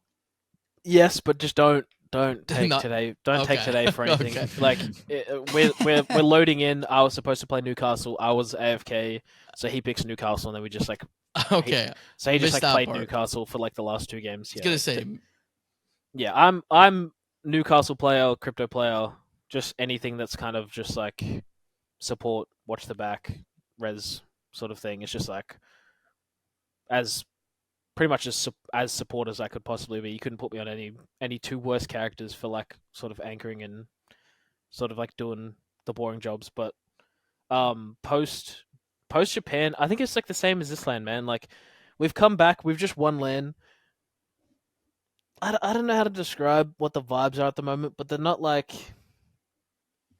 I don't know. I really can't describe how I think we're thinking at the moment, other than like we're just not. And it's not me blaming them. I think it's like a team thing, and honestly, me like a lot individually, where I just don't think I'm putting in like 100%. I don't think we're putting in 100%. I think you can tell when we are. Like you can if you watch our games, you'll notice like when we're turning it up, when we're like switching on sort of thing. And at the moment, it's just not happening like game in and game out as it was like, especially before Japan. Like our Korea boot camp was maybe some of the best Apex like we've played as a team. We were kind of just like that. We all kind of agree that that boot camp like definitely saved us. We were okay in scrims leading up to that boot camp. Got to that boot camp and then sort of started pulling out like first, in like every scrim block. So it's just like we definitely just need to get back to that.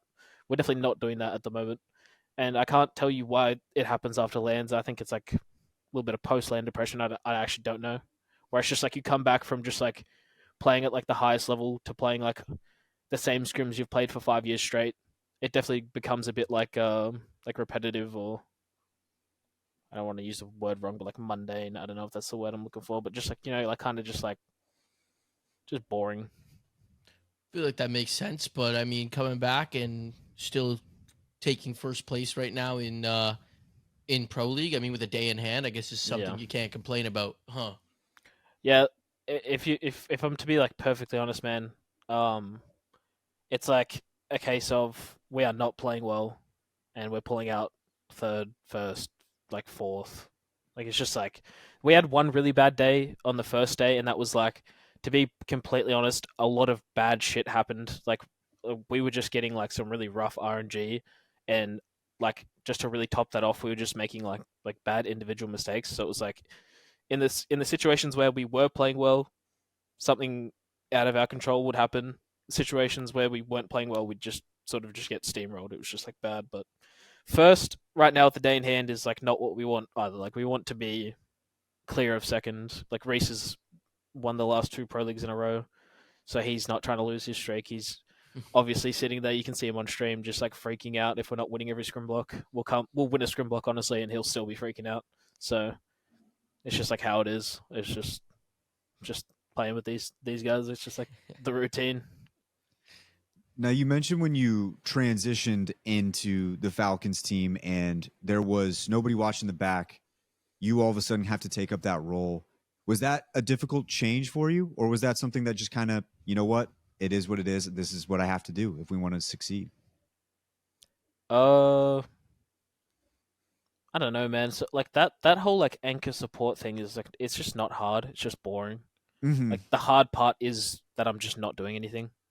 You know what I mean? It's just Yeah. like the hard role in the game is IGL. The second hardest role is like entry fragging by far, and then like it's just like after that, it's just like anchor support, refrag. It's just like all that. It's just like super easy stuff, and I definitely don't think I struggled because like I couldn't do it. I struggled because it was like a situation of like just figuring out like when I needed to do it, and like how Reese wanted me to do it. He's a very like a particular person at some point, so it's just like kind of had to get used to that. But besides that, no, I think the role was insanely easy and is easy. I've won my first LAN playing Watson. I've never played Watson in a finals before. You know what I mean? Like it's just definitely not hard. It's just Yeah. Yeah, and you mentioned though that you had thought that your original role coming in was going to be completely different. Was like kind of understanding like, wait a second, this is not what they brought me in for. Was that like kind of a culture shock? Like, damn, I kind of wanted to do this. it wasn't that they brought me in to do something different to what I was told. It was that I was playing scrims on high ping from Australia, like when I first joined. Expected to play Bangalore, and playing Bangalore for somebody else is like insanely difficult, and most people will tell you that. If you're IGL and you're playing Bangalore, like what I did at Germany, I think it's insanely easy. Like you're smoking where you want to smoke, you're bang ulting like when you want to bang ult.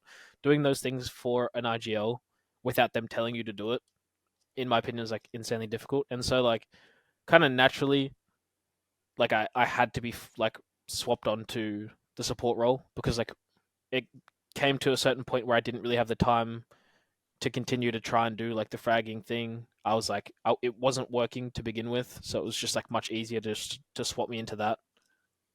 So definitely like prefer it. It's definitely way more fun, but it's just like at the end of the day, I'll do whatever like my teammates want me to do. Yeah, and it's an interesting dynamic too, because I remember when we first had Hal on post TSM on Falcons, he had ended one of our interviews with him saying like, I think I just need to be in IGL, because it wasn't essentially like he was saying I miss it, but he was just kind of saying like, I just feel almost the sentiment you just said right now. Like it's a little bit more fun. Like you get to do the things you want to do. If things don't go the way you want it to, it's like, well, I'm the one who came up with it. When somebody else is expecting you to do it, then it's like frustrating because sometimes you don't get the calm or whatever it is. But like for you, have you had any of those moments where you're sitting back like behind a Watson fence, just sitting there like, damn, I kind of wish I was just calling my own shots here? Well, like Reese is just better than me in terms of all, like 90% of the game. He'll tell you it's 100%.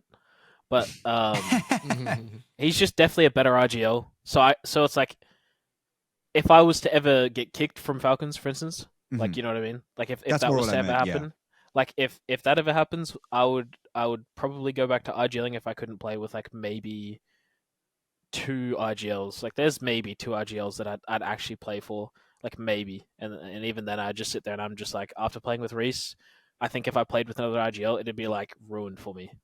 I'd go play for somebody else.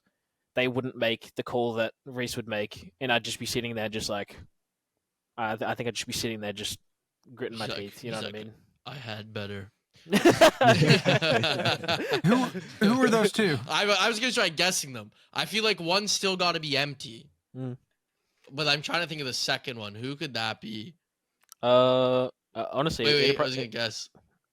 Okay. You got any guesses? Wyatt, I was gonna say phony, or I was even thinking. I was curious if you'd say Sweet still. Sweet. Yeah, if he came back, would you play with him? So I've always thought Sweet's an insane IGL. anyone who's spoken to him knows like he's a very smart person.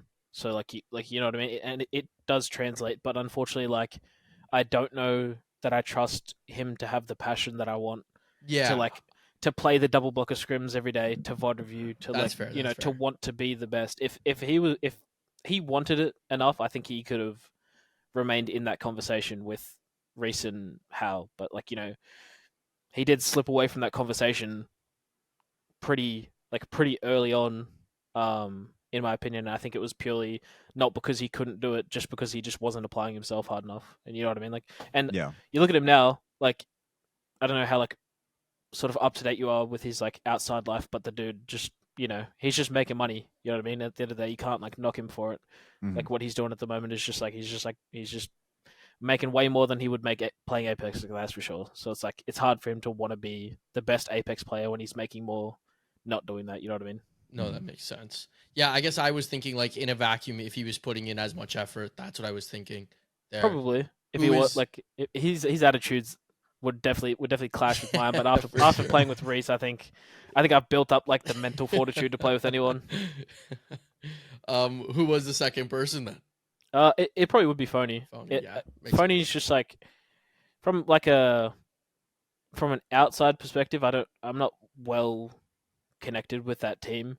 It does sort of appear that he needs like the right players beside him to like really thrive. I guess you know like that like SSG roster was sort of like they really should have been a lot better than what they were, even though that they won a LAN. They still should have done way better at that LAN. Like you know what I mean? Like winning a LAN but having like third or fourth for points.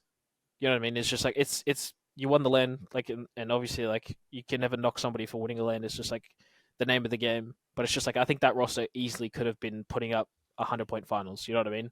They could have been first for points, but unfortunately it was just like personality clashes and stuff like that. So I think he is one of those IGLs, and I think Matt's the same way. Like I think he needs somebody beside him that's like, you know, not gonna sort of overcome or overcall, someone that's gonna like kind of just like support them the whole way. They can't really like thrive if they're not in those sort of like environments, sort of thing. And I think I would play like well with Phony if I was to play with him. Makes Yeah, sense. it seems like a lot of people do. You have a Jumbo? No, I just said makes sense. Oh, okay. Okay.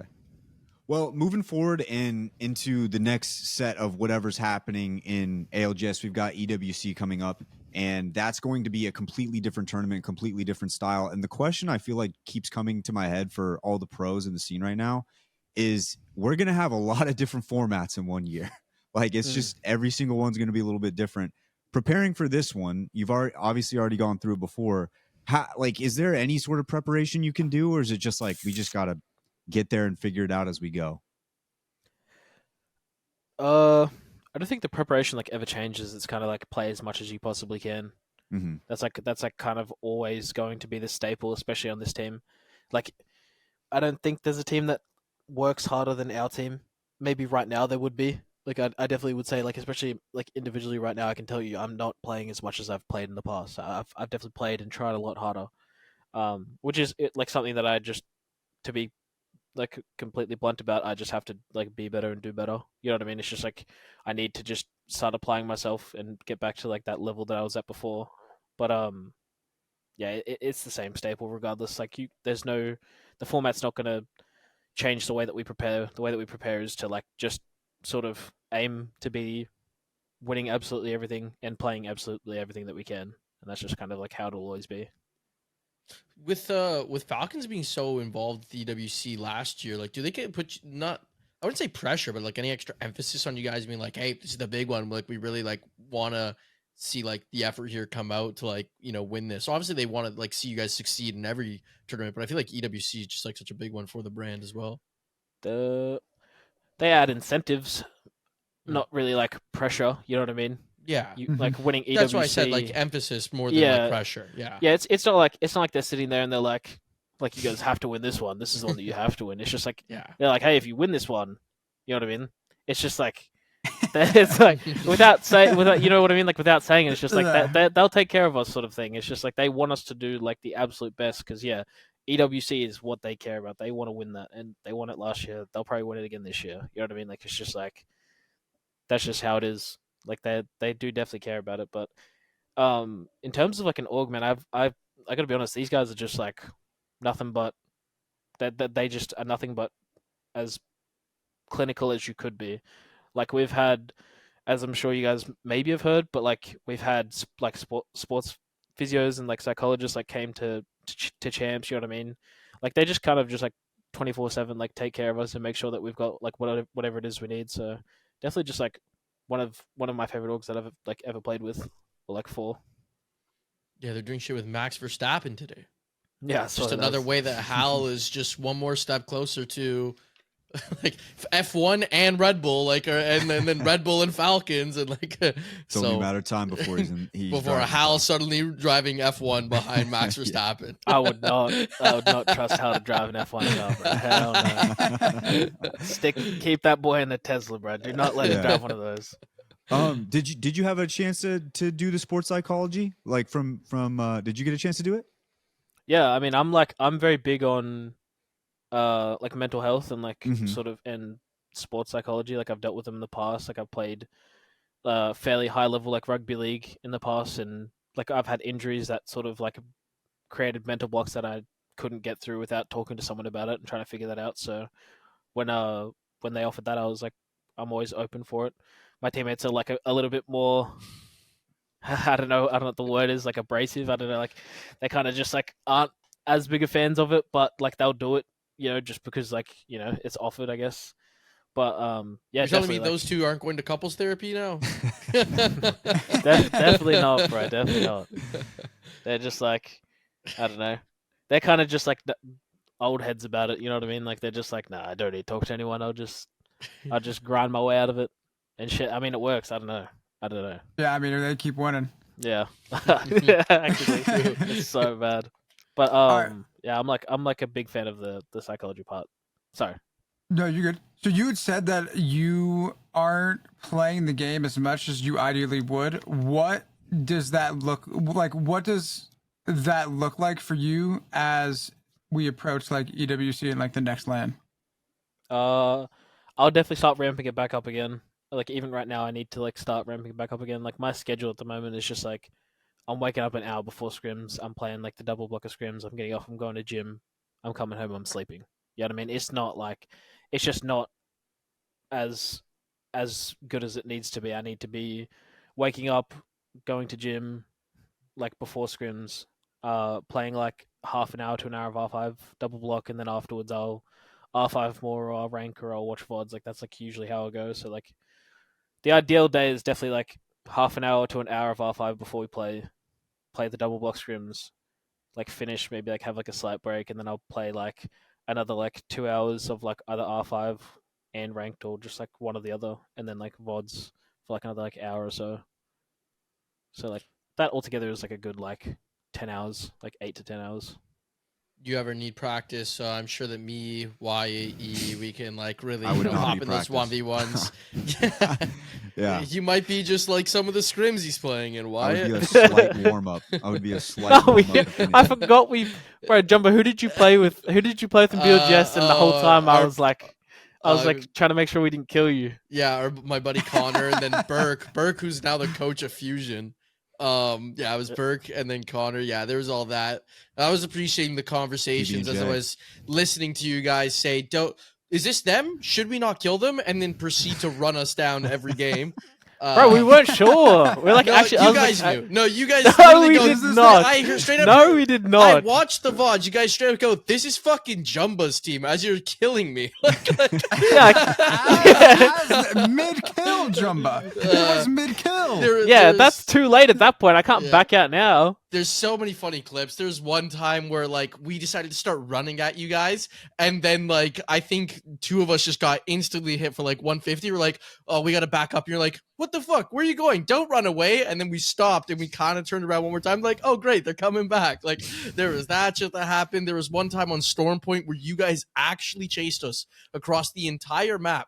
I stayed back. And yeah, you guys were pissed. You're like, we're killing them now. Just that time you guys didn't know it was us. I stayed back to kind of try and not 1v3, but distract you guys while Connor and Burke ran and then separated. And you go, They definitely went left.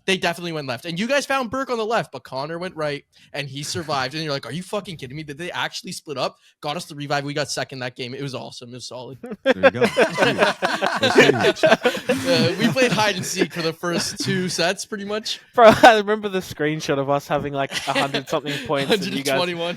You guys quoted. I was just like, hell yeah, dude. Yeah, it is kind of funny, like thinking about like a successful game against Falcons during BLGS was literally running away, splitting up all 3 separately in different directions, and then getting second place. Well, Like, again, I there's so many funny moments. Like, I still have to edit this video. There's gonna be a whole video about it because like there's just so many funny moments from that set where the first game.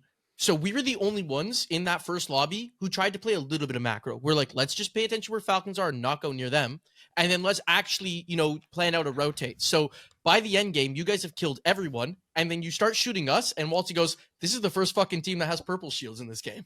It's like, because we're the only ones that thought to get Evo caches, I guess.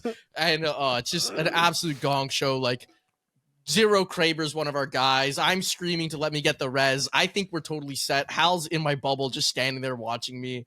Like it's a complete gong show. It was fun though. That part of BLGS was fun for sure. Yeah. The best part of the video is going to be like we have like this whole hype montage. We finally started winning games in some of our scrims, and then we're like, let's go. Like we're good today. And then Connor goes, "Is fucking Falcons in our lobby?" I was like, okay, well, like that changes everything that we've practiced for this point. Dude, I'm not gonna lie. I need to actually see that video because I'd forgotten about like we had like a lot of moments in BLGS where I was like, damn, this shit's like actually fun. I forgot like what it's like because like back in the day, at the start, because I don't know how early you guys watched like comp Apex, but back in the day, like that was like how it worked. You had to play those early rounds where you'd verse people who were just very clearly like didn't really know what they were doing, sort of thing. And I just remember it was just like Jen back in the day, because we were Apex South, was dropping like a 24k in like the early lobbies, just absolutely running people down, and you would watch people genuinely just try and avoid like Reese and Jen, just like running away from them for like a solid 10 minutes, just trying to like hide from them. Yeah, no, like BLGS literally felt like what I imagined playing in those online tournaments, summer circuits, winter circuits exactly was. The only place that I absolutely fumbled is I downloaded Zero's VOD and I only downloaded the audio, not the video. Now, the fortunate thing is I do have Hal uploaded a video of highlights, so there's still some stuff in there that I can secure. And then some of the comms I'll get from fucking Zero's VOD, but it just kind of sucks. Yeah. Kind of sucks that I don't have the actual footage because I don't know how I messed that up and downloaded only audio. But yeah. I mean, there's in no world should there ever be a lobby that has the entire Falcons roster and Jumbo. And then, dude, Like, it said no it was hate. seeded. It said it. They said that shit was seeded. I'm like, what seed? What seed did I get? I got fucking first round and second round. Like what? No, yeah. I mean, like I remember even in the lobby, it was pretty funny. Like you're just shooting the shit there before the game started was always a vibe. And I think I even like there's one point where I'm like, would you guys take a bribe? And the ref, I had never seen across 4 tournaments a ref in BLGS. I said, would you guys take a bribe? And ref pops in there, goes, you guys ready? I was like, what the fuck? When did the ref get here? I'm trying to pay these guys to let me get through because I needed to get third round. Or that video would have been shit. Oh, the BLGS. What a time that was. It was fun. Actually, you know what? It reminded me of earlier you had said you guys had a boot camp and there was a time where things were like very bleak and you guys had that boot camp and then it kind of brought you guys back. When you said that things were tough, was there a moment where there was a chance where it was like, oh, this isn't going to work as a team, or was it more just like we're just struggling overall? It was just kind of like on any roster that like I've been on and all of Reese's rosters that like we were like having the results that like I'd never had and he'd especially never had. Like he's kind of always won scrims before LAN.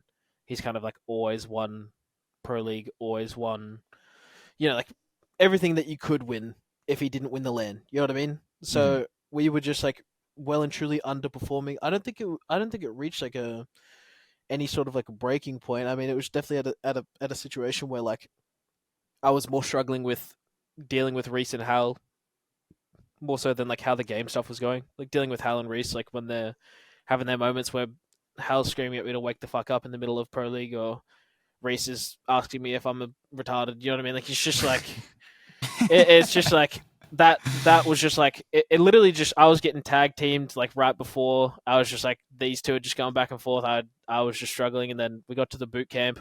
Could actually look at them and just be like, "Hey guys, like I'm bigger than you." as a real person like right next to you, like we can calm it the fuck down."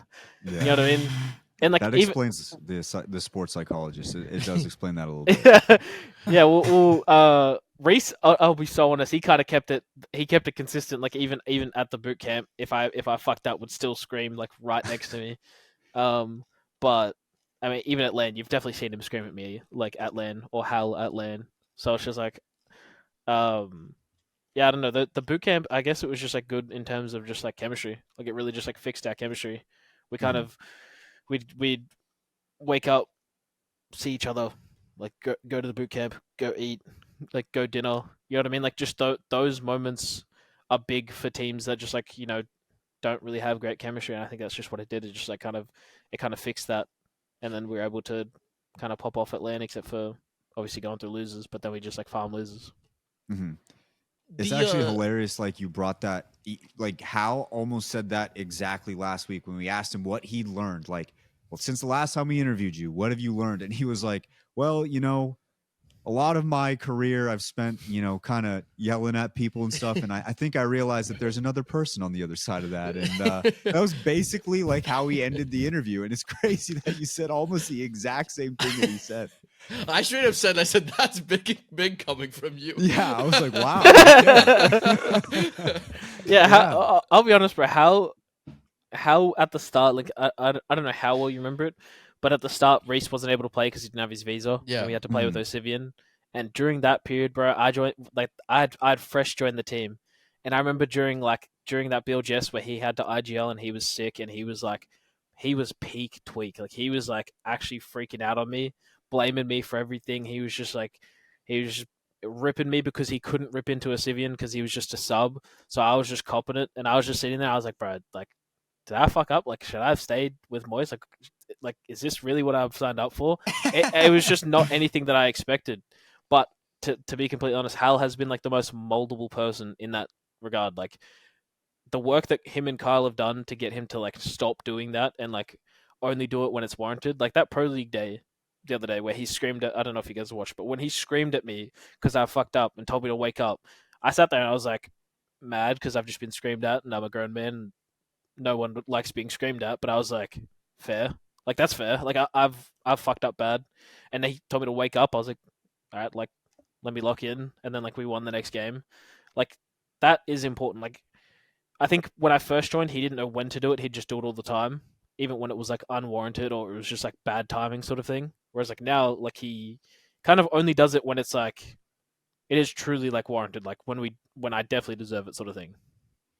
The amount of times I've talked to one of you guys from your team and you guys tell me that you had like a little crash out and then immediately won the next game is actually pretty impressive though, because it seems like that's what you almost need to do. And like, yeah, it clicks in for you guys, you do it. And I also do think it's also pretty impressive, talking to you guys outside of the game. You're all like extremely chill dudes. And like, if you guys never played the game and we all just knew each other like that, you would never think that they had it in them to kind of like shout and scream like that, the way it kind of goes down in games. But as we said even a couple times, keep winning, right? Like, so yeah, I mean, I remember being a few drinks deep in that Red Bull after party and telling you about how game 3 of champs, Hal has ripped the most generational crash out on Reese, like something that and I told you I thought I was coming 20th at LAN, and then we won the next game. And the next game was like a 17 kill win or something. It was like something stupid. I think it was a 17 kill win straight after that. Because I was actually going to bring that up a couple seconds ago where I think we talked about the fact where in that moment you sat there and it just looked like relief. It didn't look like the other two, like Hal Zero, they're up, they're jumping, they're yelling. Yeah. And I'm pretty sure you sat in your chair still, just relief that you guys clutched this win out and just dropped this banger to put you guys on match point after. Yeah, I thought after that I was coming 20th. That was That was a bad crash out from Hell, and he like didn't do it this lane. Even like sometimes you can see it with him. Like if you're ever for whatever reason close enough to our team and you're paying attention to Hal, you'll see him like internally like molding, trying not to like freak out. And he did it this lane, but he didn't actually let it out, and that was like that's big. You know what I mean? That's huge. That's what I'm talking about. Like that's the molding I'm talking about. He's probably That's more great. comfortable because he was wearing flip flops. Oh yeah, socks. That's probably I'm so what it glad was. you brought that up because I have a question here. We're at EWC, things aren't going well. Everybody's wearing tennis. Everybody's wearing their regular shoes, right? And things it's getting dire. We're down to the last couple games here, and you just look over, you peek over, and you see a pair of flip flops just sitting over across the table. You look down at Hal, he's not wearing them right now. Are you like, hey, buddy? Are you giving him the nudge, like, go grab those right now? We need something generational right now. Dude, I'm gonna be so real, bro. I'm gonna be so real. No, I'm not doing that, bro. He needs to not do that again. Bro, I swear to God. 100% win rate. Dude. Have you not seen the thumbnail that Jumbo made? Yeah. Dude, we literally are walking out of the hotel, bro, and I just see this guy wearing flip-flops as we're walking, like our little like 1 kilometer walk to the hotel, like from hotel to the event. And I'm just sitting there, I'm just like, this guy has like all the money in the world, and I'm just and he's just rocking flip flops, bro. Like this guy, like you know what I mean? Like Yeah. there's like I see like these edits all the time of like there's like this golfer, I don't know his name, but the dude rocks up, doesn't do any practice swings, rocks up, cranks like 3 beers, and just absolutely fucking slams it. And I just think that's just like Hal in a nutshell, bro. He's just like such a comfort person. He doesn't like work on any sort of like he works hard obviously, but he definitely is like one of those people I think that is just like a comfort person. Like will just do whatever he like feels natural to him. So when you first saw it though, you didn't say anything, you just kind of internalized it. You're like, that's odd. No, hell no, I said something. Yeah. What'd you say? I said there's no fucking way we're wearing flip flops to fun.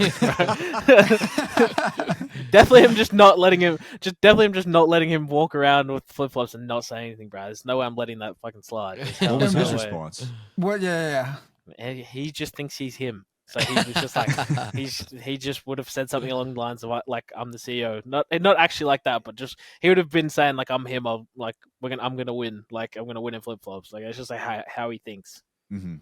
Kind He of has like you gotta, like you said, you gotta kind of respect the fact that, like, you know, we're in NA, he's out of LAN, you know, like, because like when you go to other countries, obviously there's gonna be fans. He's like the most well-known player in this game, but not like an NA LAN, and everyone's gonna have to meet him, and he doesn't care that he's just got the dogs out. Like, I can't do that. no, I don't think anyone can do that. But how can? Yeah, I think he's the only person like on this planet that can actually do that. And he did it. I mean, if he did respond by saying I'm him, you can't really blame him at that point. I mean, he's got the hardware to back it up. Yeah, he does have that attitude about him though. Like like when it comes to like the game, like that's just definitely how he thinks. He like it's sometimes it's just pure delusion, but like where there's delusion there is hope. So I just let him rock. Now, when they're having their generational crash outs, is there ever a part of you is like, should I start mediating this thing, or do you kind of just let it go? It's Kyle's job, right? There you go. That is totally on Draugr to do. It's a situation where if you get involved as like the third, then it becomes I kind of feel like I'm ganging up on one person. Yeah. The only time I will ever get involved was like at LAN, where like they're like how's it crashing out, and I'm like, all right, like we need to stop, like chill the fuck out. But Kyle will always, Kyle will let them go if he feels like it's beneficial. He'll only intervene when he feels like, okay, now we're just getting to a point where it's like getting personal. Now we're getting to a point where it's like detrimental to the team. You know what I mean? Like a lot of their crash outs is just like coming from Hal being, you know, he's won without Reese. He knows what it takes to win. He feels like he has every right, and he does have like every right. In some aspects, sometimes he's definitely uncalled for, but like he does have every right to like sort of challenge Reese and like sort of give his opinion. Reese will think the complete opposite, that he sucks and he shouldn't be talking to him. And that's like valid too. That's just how Reese is, you know what I mean? Like, and that's like valid because like that's how I want Reese. That's how you want your RGL to be. You want your RGL to be like, don't talk to me about the game.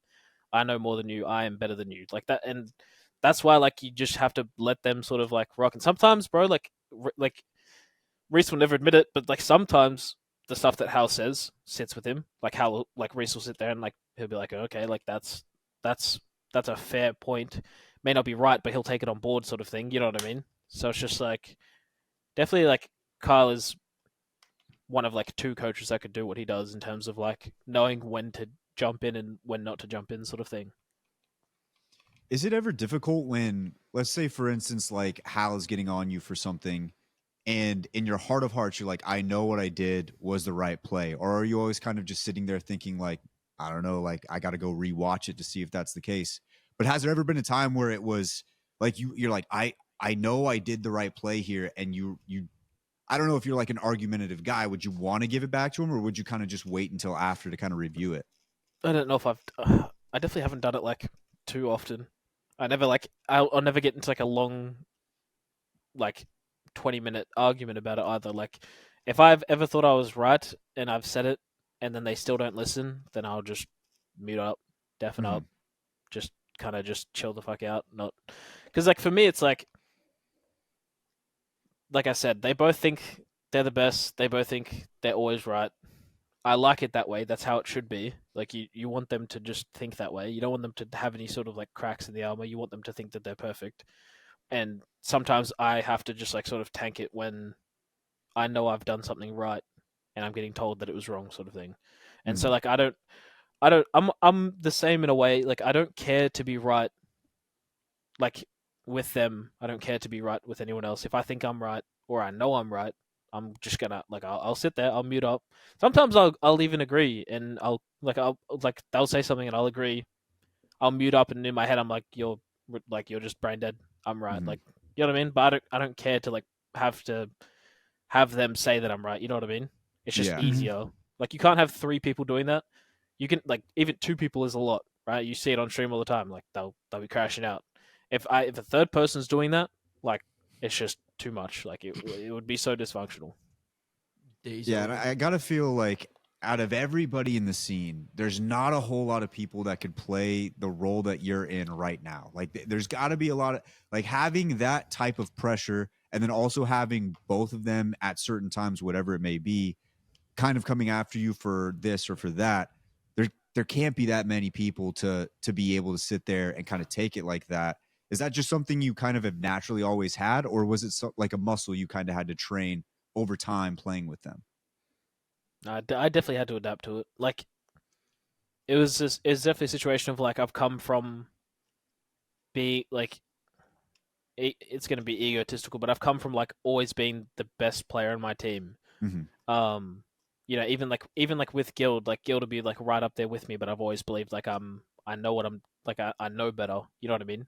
So it was like I've always thought I know better, and so like even with Empty, like we would have arguments all the time because me and him kind of like he had a very good understanding of the game like macro wise, but a lot of like the late game decisions came down to like me, and sometimes if he and I had a disagreement, it'd be a case of like we would get into like those long arguments where like neither of us would back down. And then like joining this team, you kind of can't do that again because you are playing with people that have done more than you. Like they've done it all. So it's just like it definitely was something that I had to like learn. Like you know, it was like a tough pill to swallow in some sense because I was just like, this fucking sucks. I've gone from being able to like sort of like stand up for myself and argue my point to no, you're wrong, you're stupid, shut up. You know what I mean? And it's just like it's annoying, but it's just like I don't really care. Like if we keep stacking wins, what do I care about being right in an argument? You know what I mean? Yeah, but as long as you have that, you know, self-confidence in yourself, like we're not going to sit here and act like obviously, you know, they have all their accolades behind them, but like you just said yourself that you have not been top 5, top 10 player over the last year and a half or so, especially right since coming to NA. So, you know, you have to shut up and just go next with those moments, but it's like, you know, you've been there, done that too. So, oh yeah, so there are instances where I'm like, I don't know, top frag finals top fragged multiple winners brackets, top fragged LAN. Never got 20th. No, like Never I've got 20th. never missed finals. Missed Before joining this finals. team, I had never touched a losers bracket, but now I'm just apparently now we're just only going through losers apparently. So that was cool. That Hey, is- you guys own losers though. Yeah, like I went from like I've won 2 winners brackets and like top 5 like winners brackets and stuff like that. You know what I mean? Like I'd never missed finals. Like there were things that I've done that they hadn't, like split 2. We won groups, won winners back to back. That hadn't been done before. You know what I mean? But like at the end of the day, all they care about is like wins. Like so it's just like I can't argue that they've got like what 9 wins between. Is it 9? No. Yeah, Nine. I think Hal's at 5, Zero's at 4. If 4. you include The 5 like, time and the 4 time. Yeah. if you include like the first 2. Yeah. Yeah, so can't argue with it. But yeah, I mean I have like a, I don't know, like I do have an ego in a sense that like I just won't ever doubt myself. So as long as I've got that, then like I said, I just don't care about winning arguments. It's just like to me it's just boring. Like screaming matches and arguments are so boring. See, what you got to do is you got to like stop listening to them in the finals, go crazy, win the LAN, and then steal MVP from the 2 of them. That's what you need That's to manage. never happening. I get I'm literally put on crypto castle duty.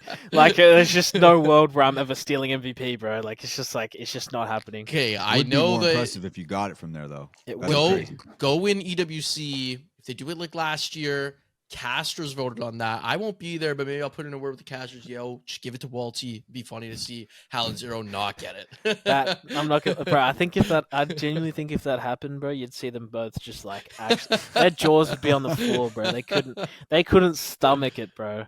Like I just know that they couldn't. One of Hal's biggest complaints is like there was no trophy for MVP, which I do agree. It's cool like to have a trophy for MVP, but he's like didn't even say anything about the LAN. He's like, where was my trophy? Because I think he wants to put it on his shelf so Zero can see it. It's just like that's what I'm saying, bro. Like it's just like that doesn't even surprise me that he said that. That doesn't surprise I me. saw a you know what I tweet mean? about it. I saw a tweet about it. Yeah, Where's my it's- trophy? That's just them in a nutshell, bro. Like like Reese would be the exact same way. If he got it and he got the trophy, he'd put it behind him. Like it'd be the exact same thing. Okay, I'll collude. I'll put in a word for you. I'll get you MVP. Yeah, if there's any PWC. sort of fan vote Bro, I'm whatsoever, so down. I think that would the be the Apex funniest thing podcast ever. got you. No, it was a broadcaster vote last year. The casters got to, so maybe I can swing something. I don't know. I might need money. Who got it? Hackus. Ah, that's right. Yeah. Yeah. Hackus got it. You also get an extra 50K for MVP at EWC if it's the same as last year. So That is insane. I'm pretty sure there was a $50,000 bonus. Yeah. Yeah. Which is a sure you're bigger right. reason why there's absolutely probably not collusion going on here. Like, could you imagine? Dude, I'm not gonna lie. I genuinely think like EWC. I think winning EWC, like going back to back, I think one of them is just gonna be upset if they don't get the MVP. They're just like they'll be happy, but I can just already tell like it'll be one of them. One of them won't get it, and they'll just be a little bit salty about it. It's just how it's gonna go. I'm confident, by the way. After everything that we spoke about, I've told everyone, you put this team in a finals lobby. I don't think there's a world where we can't top 3, or we don't top 3. Like I just think we all know finals like well enough, and Reese especially, the calls that he makes works 100 times better in a finals lobby than it works in any other lobby. So I just think like for some reason we seem to like to just take the long hard road to get there, but if you get us there, I just think we're like a top 3 lock. You guys were just getting warm-ups. You guys were just getting reps in. Just practice. Stress testing is what we were doing, bro. Practice. Just absolute stress Just testing. more team bonding. Yeah, we need more of that. Yeah. Well, boys, I don't really have too many more. I don't know if you guys have any, but E, if you guys don't got any more, then E, you can hit them with it. Yeah, no, I'm right. I got one more before the last one, and that Hit it. is so. How I know that you've already answered this, but now as a LAN champion, how much do you attribute your success in game to your gym work? Definitely this like it'd be the same that I gave you last time. Definitely like don't think I'd be the same mentally that I am without Jim. And it's even to the point where like as of like very very recently, like I've been trying to find like getting into like boxing classes, getting into like some sort of like fighting classes, purely because the game it just is a lot, man. It's just like it's to the point now where I feel like gym is like, not that it's not enough, but I just need that extra, just sort of just to unwind. You know what I mean? Just to get out any like aggression, emotion, whatever it is. Just, you know what I mean? Like I just need that extra, just like bit to step away and just like really just like make sure that I'm not coming in the next day with that same sort of like bad mental if the gym's not enough sort of thing. So I definitely just credit Jim for like the fact that I'm able to stay sane, being on especially being on this team. So yeah, I feel bad for the guy that's on the other side of that ring. I was gonna You gotta say you gotta find somebody for that way. last time he was here, he was, and I'm assuming maybe it's improved since then. But last time you were here, you said you were benching 160 dumbbells, 160-pound dumbbells, and now you're becoming a trained fighter. If I was an IGL, I don't think you're the guy I'd be wanting to yell at. No, he knows, bro. It's so funny. It's so funny because he does that. He does that like where he's like screaming at me. He'll call me everything under the sun that he possibly can, and then we'll go to gym. He'll see like what I'm able to lift, where I'm able to move his body weight in like the exercises that I'm doing, and he's just like, yep, like this is just like.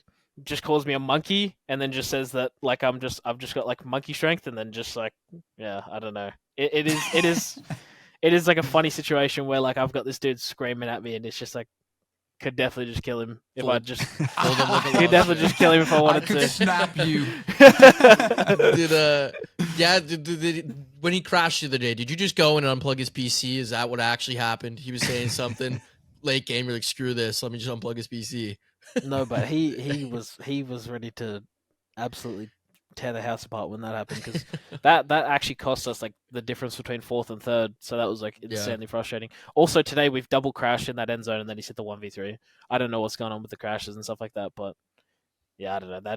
That crash was definitely like an absolute tilter, because losing Pro League points like a third and a fourth doesn't sound like a lot until like you see it like overall. 3 points, right? Like, is it?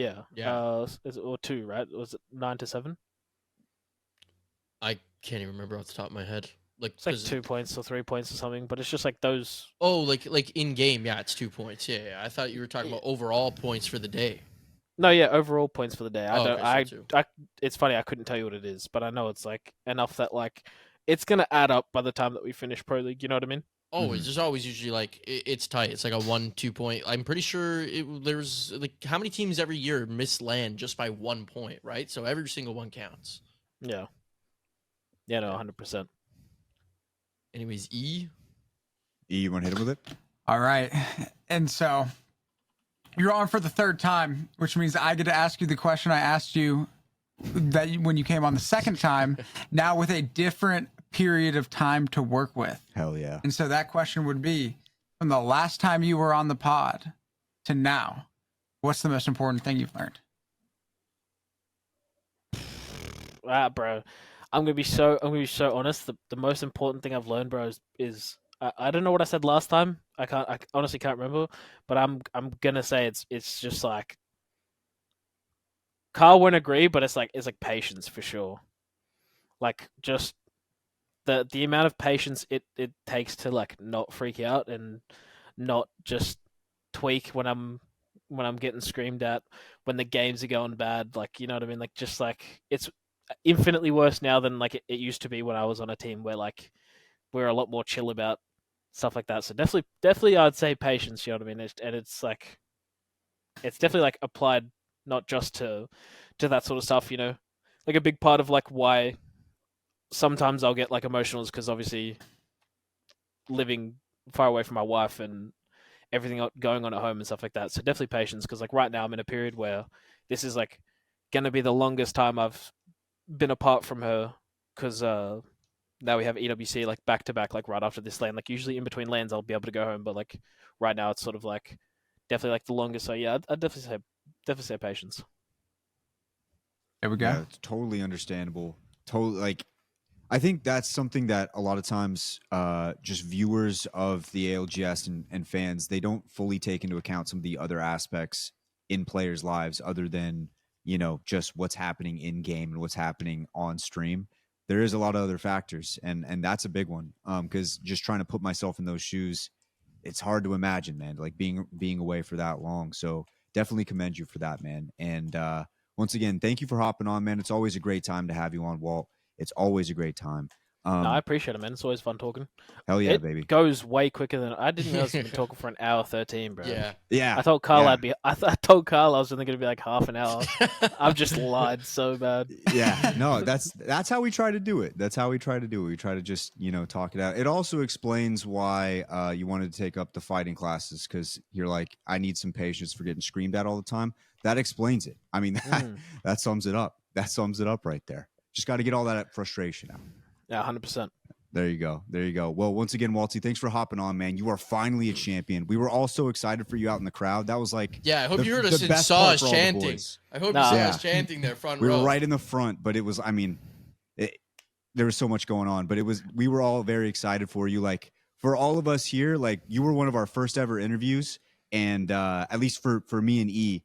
And so it was awesome to see you finally getting to do that, because seeing you from then all the way to now, it's been such a big transformation, and it's awesome to see you finally get that moment that you deserved. You've deserved that moment for a long time, man. So no, I appreciate that, man. I definitely remember. But I think back when we first did, it was Finicky, right? Yeah, it was Finn. Me, Finn, yes, sir. Yeah, Finicky was still back. Damn, that is a throwback, bro. A long time ago, bro. That's what I'm saying. Holy shit. Like, it's been a damn, long we're time. old. Yeah. That's like how many years has the I pod think been that's around? 2 or 3 now. Yeah. Holy Yeah. shit! Because So you were still in APAC South. Like, it was a long time ago. Yeah, It was a long time ago. no, I definitely remember. No, thank you though. I appreciate it. I always like coming on and just like yapping, chatting, especially because like I don't exactly always get like a lot of opportunity to catch up. Like when I saw Enoch at the LAN, I was like, holy shit. Like, it's been a minute since we've even spoken, because like I don't really play ranked like that anymore. I'm kind of just like, I'm only R5ing and stuff like that, so it's always good, man. I'm always like down to jump on the pod whenever you guys don't have someone else, man. Yeah, for sure. And then he gave you the righteous knuckle touch that gave you the first place victory. You gotta see Wyatt at one of the LANs. Wyatt's favorite thing to do when he sees any pro at LAN is goes, I don't know if you know me, I'm from the Apex pod, and then they all have to tell him to shut up because he thinks everyone's gonna forget who he is. Yeah, I always feel like people don't remember. I feel like a lot of people do that, bro. I do too sometimes. Yeah, like I'm never too sure with some pros who I've talked to once or twice, but everyone. I've stared at you over on like the podcast for like 3 hours, bro. I think I remember what your face is like. It's just weird. I'm just like, I don't know. It was over the internet. Who knows? Who knows who's gonna remember me or not? I just got short term or what? Just for the Alzheimer's.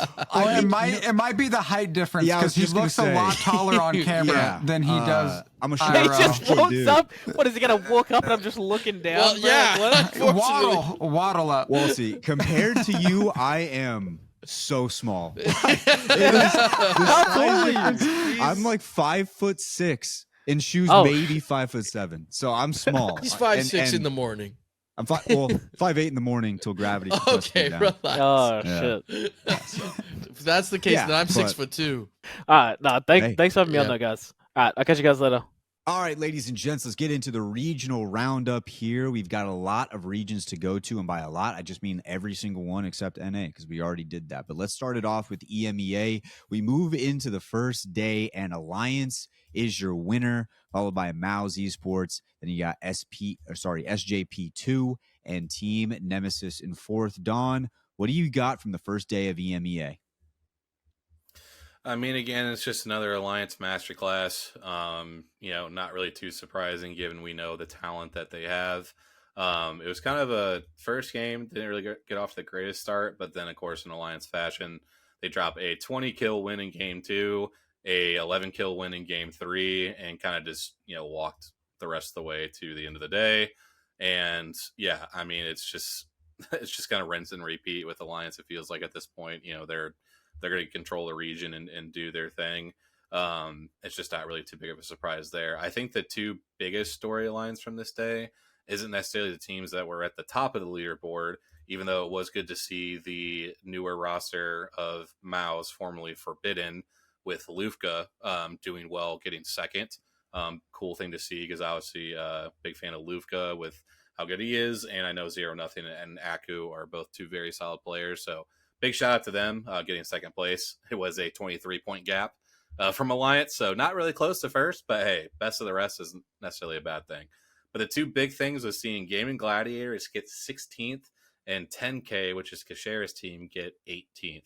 Two teams you just, again, do not expect to be towards the bottom of the leaderboard, just struggled mightily throughout the day. I know Kashera's team especially, they've had some rough patches. They made a switch, adding G-Dolphin as their new third, and unfortunately just did not seem to work out too well. There was some tweets from Kashera basically mentioning that this will be his last split of competitive Apex, which if that is the case, that obviously will be the end of an era for a popular player that everybody has known for quite some time.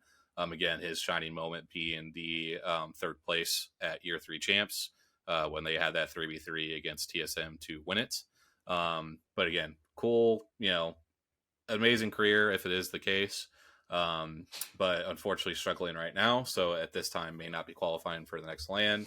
And obviously GG adding Funk into the mix, unfortunately does not seem to be translating to better placement right now, which we'll get into it a little bit later, but they, with it being such a small qualification in this region, anytime you have a bad day, it really just compounds, how tight knit and how many, mistakes that if you keep making them, just in a bad position you're going to be in overall moving forward. So just seeing them get 16th, only having 14 kills and only 9 placement points, just a really unfortunate day for Gaming Gladiators, and you hope they can bounce back moving forward. Yeah, the first day seemed to be Alliance really, they kind of separated themselves from the rest of the pack. As we move into Sunday here, though, a little bit different story. They still win. Alliance wins both days. Second place, Annex Esports. Third place, Navi. And then fourth place, Go Next. But on this day, Don, it was a lot closer. And I think that can be said with having Navi in a lobby. It's going to change things up a little bit. Go Next, you could even say that as well. But go through kind of what happened on Sunday in EMEA. Yeah, just a lot more parity in the day. We had a Go Next coming out early, getting the first win with 11 kills. That was with FaZe Clan getting second and Alliance in third. You move into game 2, that Nephilim ended up getting the win. And we had Team War, which is Arctic and Sherb. Their team did a great job getting the second place there. Alliance then pops up, getting the win in game 3. Followed by FaZe finally getting on the board with the first place, Alliance in second, Navi third in game 4. Nephilim then again pops up, winning game 5. And then Ronin playing quite the comp of Wraith, Revenant, Mirage, win a crazy last end game where they had no right to win that game. They got knocked multiple times, but thanks to the Mirage Invisible Res, pulled out a pretty crazy win. But again, just looking at the overall match series, again, you had Alliance getting first, Nephilim second, and then followed by Navi and Go Next. A really big day for Go Next. They definitely needed it. They had been kind of in that precarious position of like 9th, 10th, 11th, where in EMEA that doesn't qualify you for EWC. So they jump up to 4th with that result, which is definitely huge for them. Navi and Alliance basically have cemented themselves at this point. Obviously, Alliance is already qualified for EWC, but Navi seems to be, with the switch to from Zidane over to Slab, definitely has seemed to keep up their form in Pro League, getting the 3rd overall, and they basically have cemented themselves as well at the 98-point mark, sitting 2nd overall in the overall standings. But again, a really solid day for Navi, and again, anytime you can get those top 3s, you are definitely feeling really good. Yeah, as we move into the overall standings here in EMEA, like you said, there's really only 2 places that are absolutely locked in. You got Alliance and Navi at 107 points and 98 points. But after that, the rest of the leaderboard is very, very close. You've got 69, 68, 67, and then 63 to 62, all in that top 8 region. And it doesn't get any further apart as you go further down the list. So there's a lot of opportunity here. And one thing I wanted to bring up, Don, is I look over at a team we talked about last week. We talked about FaZe Clan. You look at their first 2 days, 0 points and 1 point. And since then, they've had 18 points, 9 and 14. Now, they're still sitting at 16th overall. But I had said last week, like, what is going on? You look at an org like FaZe, you look at a team like FaZe, and you're wondering what the hell has been happening with this roster. And quietly over the last few weeks, they've been compiling some points. Now, I don't know if this is going to be enough to translate and move them forward into EWC, but you got to wonder, as the team moves forward a little bit, what do you think's been mixing up or changing for FaZe to see like this little bit of a resurgence moving towards the end of the season so far? I mean, honestly, I think it's just been time together. I mean, we've talked about it. We were talking about with NA, the cohesion, like a Sentinels roster, you know, that was built over time and has started to produce results. Again, you can go in an Apex and throw any players together, and you would think on paper they just automatically produce results right away. Sometimes that's just not the case. You know, you got to get used to playing with certain individuals together, really build that chemistry, because there's so many times you see in fights where you feel like you know where somebody on your team is going to swing or when they're going to back up or whatever the case is. And then all of a sudden you see they go down and you're like, what the hell happened? Like, why you pushed up that far? Or why'd you back up? Or why'd you bait me? You know, so many different possibilities, right, in these 3v3s. So I think it's just been a time thing. I know they've made some switches with the roster and have been playing. I think they had switched to Tyler recently. Let me just pull this up just real quick, just because I want to make sure I get that right. They were playing this week. No, they had made the switch from Tyler, and they had I believe Nags had joined the roster. So really with this team, I think they kind of have a little bit more of a defined roles, whereas like Tyler, you kind of see him as like a fragging type player, and so is Zane. So you have two of them are a little bit more used to like fragging, and maybe not necessarily being like the refragger or like more of a backline guy. I think with Nags, you kind of get a little bit more of a natural backline guy or a refragger, depending on kind of what comps are running. Because Synetic ends up IGLing that team. And then obviously we've all seen Zane in the past with how good of a fragger he is. So it could be really a case of now they have a little bit more defined roles within the team. And that could be definitely a big part of why they are producing a little better results. And you definitely got to give them credit. You know, they were 30th after 2 match days. And now, like you said, they pop up here and they are 16th overall. Again, they've played the 5 match days. So there's still some other teams kind of around them that probably could pop up and get over them in the overall standings. But again, if you told me after 2 match days that they even are giving themselves a pretty solid shot at being pretty good for regional finals, that's definitely big for them. Again, for those who may not have seen it before or maybe not heard about it, all the other regions outside of North America, it is 8 teams that qualify to EWC. And for EMEA, Alliance can finish wherever they want and they're qualified. So there's really only 7 spots you're competing for. And so really just getting into that regional final, like we mentioned in the NA segment, and giving yourself a chance, that's basically what FaZe is looking to do right now. Because they're a roster that they can win a match point regional final if it's on the right day. They got the right players and the right chemistry, I think, over time that they can easily win a match point finals. So it's really just about getting into that final 20 and giving yourself a chance.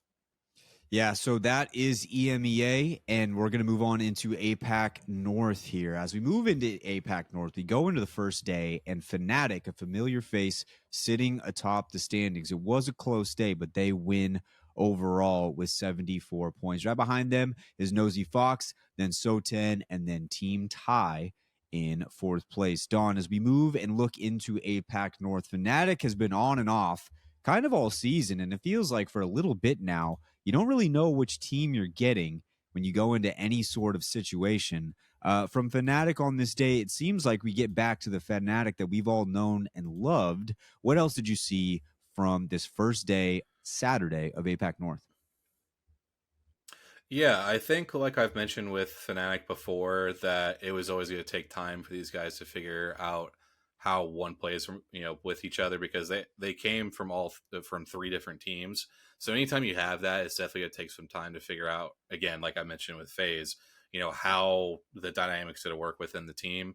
Obviously with Yuka, he's going to be the main guy on the team and going to be the one that's really progressing them as a team and really leading them, whether it's fight decisions or macro decisions. But really, again, with Libel Ace, with Colonel Garcia, this is their first big team. There's a lot of eyes on Fnatic. Obviously, over the years, Fnatic has always been that team that everybody has kind of counted on out of APAC North. I mean, I think it's been like 3 or 4 or 5 like straight pro leagues that they've won, or splits that they've won, just over the years from year 3 to year 4 to now. So it'll be interesting to see if they can keep that up, because like I said, I think we're really seeing the duality of a new team that has a potential to be really good. We see them winning match days, but we also see them, getting a 15th or a 16th. And I really compare them to like, they might be like a version of like a Virtus Pro, where like they have a really high ceiling, but they also have some of these days that they just pop up in like a 12th or 13th or 14th. You're just like, what the hell happened? Like, this team is so much better than that. So I think, again, it's going to be a team that if they can figure out the right buttons at the right time, APAC North right now is a very wide open region. They unfortunately don't really have like that heavy hitter right now that we're all, Fnatic usually is that team along with maybe 1 or 2 others. So it'll be interesting to see how Fnatic continues on moving forward, because again, they definitely have the potential. It's all there in front of them, but it's just finding that consistency with a new roster that always takes time. Yeah, and then we move on into the final day, Sunday for APAC North. You've got Soleil Gaming, I believe that's how you say that. Nosy Fox once again, VG, and then Kinotrope Gaming with Enterforce 36, the hat I am currently wearing, sitting there at 5th. Now, Don, you say there is no heavy hitter in the APAC North region, but I think we have mentioned Nosy Fox a lot here, and they don't win the day, obviously, and it was a kind of a banger day from Soleil Gaming, 70 points compared to 59 from Nosy Fox. But we've mentioned them a lot, and they're sitting number 1 overall in the standings right now. What's hitting for Nosy Fox? Yeah, they've definitely really shown a consistency across all the match days. They are the current leader in APAC North Pro League. So it's definitely been a really fun story to watch. It's 3 players that everybody knows. These guys, Satuki, Leica, who obviously just came from the Fnatic, and then For Rufa. These are all players that have a ton of experience that, again, if you kind of, you figure out that right mix, you get the right roles within a team, and these new teams can definitely flourish. And I really think them adding in Leica with all the experience that he's built from Fnatic has really produced a lot of consistent performances. And I mean, they're doing it with placement points. They're doing it with kills. I mean, they had 26 kills to go along with the placement points. I think if I do my math right, that's like 33. Yeah. So they can do it both ways, whether it's placement, whether it's kills. And anytime you can do that, you can produce these consistent performances like they have. So it's been a really cool story to see, because especially like I mentioned, when APAC North is kind of lacking that big story to talk about, since Fnatic isn't necessarily the consistent Fnatic we're used to seeing. It's nice to see at least one team kind of pop up in that spot and be like, hey, we can be that team. We can be that one that, takes the headlines and maybe has that power shift, maybe away from a Fnatic, and are the new face of and the new host for APAC North to win another LAN. Now, as we move into the overall standings here, I've already mentioned Nosy Fox. This is not necessarily close. They're sitting at 88 points in first place. Next is RRX behind them at 72. So there's a reasonable gap here. Then you have GHS Boom right below that. So we look over at this overall standings here, and for the most part, you could say a lot of these teams in the upper area are pretty safe. But there still is, like you mentioned, only the 8 spots. So going into this, Don, when you look at the overall standings, are there any teams that you're thinking, or at least wondering how they're not sitting in a better position as we get near, like closer and closer to the end of the season? Yeah, one team I'm kind of surprised. I'll mention just really quick, because I think this is just a story we've mentioned a few times now. Crazy Raccoon has just been a really unfortunate team to see, because they obviously, again, just over a year ago, were the first team to kind of break the dynasties and end up breaking through as the reject entity at the time. And now you see them sitting down at 27th. I mean, they're going to struggle even to make the regional final. And that's just not something you expect from a roster that's got an Oakley and a Karampu and a St. June. So we'll have to see what they do over these last couple match days. Because there's no guarantee they even get inside the top 20. So they're going to have a lot of work to put in. I think the other team I'm mainly interested to see where they go from here is Reject, because we've seen Reject have a match day win, and we've seen them absolutely struggle. And I think there's so much potential with that roster. Again, when they won the match day, they looked really good. They were getting a ton of kills. This is a roster that's got Mia K, it's got Euris that a lot of NA fans would know. So it's somebody that they've got the double block, so they've got a good opportunity to jump up very high, but they can't really afford to kind of shoot one of those bullets away, right? Like they really have to have 2 match days that they both pop off and perform very well to kind of jump into that top 8. The good news for them is that this is the only region where they don't have like an automatically qualified team from the open. So it is a true 8 spots that do qualify. Again, unless the regional final winner is outside the top 8 in the Pro League standings. So it'll be very interesting to see, I think, how this Reject team does and see if they can kind of creep their way back into the top 8. Because, I mean, we're looking at the 8th place right now is sitting at 53. They're sitting at 48. And, I mean, you go all the way down to 19th place is at 44 points. Again, there is so much room for so many things to happen and so many storylines to come in. I'll be very interested to see what this Reject roster does. And now, Don, we move into the final region, APAC South. We move into the first day on Saturday. We had Seoul Esports taking the day, JD Gaming right behind them, Weeboo Gaming, and then Frozen Cat. Don, let's talk about APAC South a little bit here. What happened with APAC South on the first day? So it's just such a crazy region because I don't know if you saw, but there were 17 teams in the lobby. I just looked at the bottom and saw that there's 3 teams that didn't even play. It's just crazy to see some of the things that have taken place with this region. I mean, again, we had mentioned like a Lonely Let Gone situation that took place where they had to play as a duo last week, and the guy that was their third was was watch partying them, and then they go to try. I don't know if I even told you this, but they went to go pick up a new third. That third was still on one of the teams that was getting set to be disbanded, but they hadn't disbanded yet when they were doing the POI draft. Mm-hmm. And they drafted POIs next to where Lonely Let Gone would drop so they could try to get more loot. And then ALGS people found out, banned that third. So then they had to find a different third to add into the roster. It's just like some of these storylines that come out of APAC South is just like, it's just so comical at times. Like I don't even know like what to think about. It's definitely the region of fun.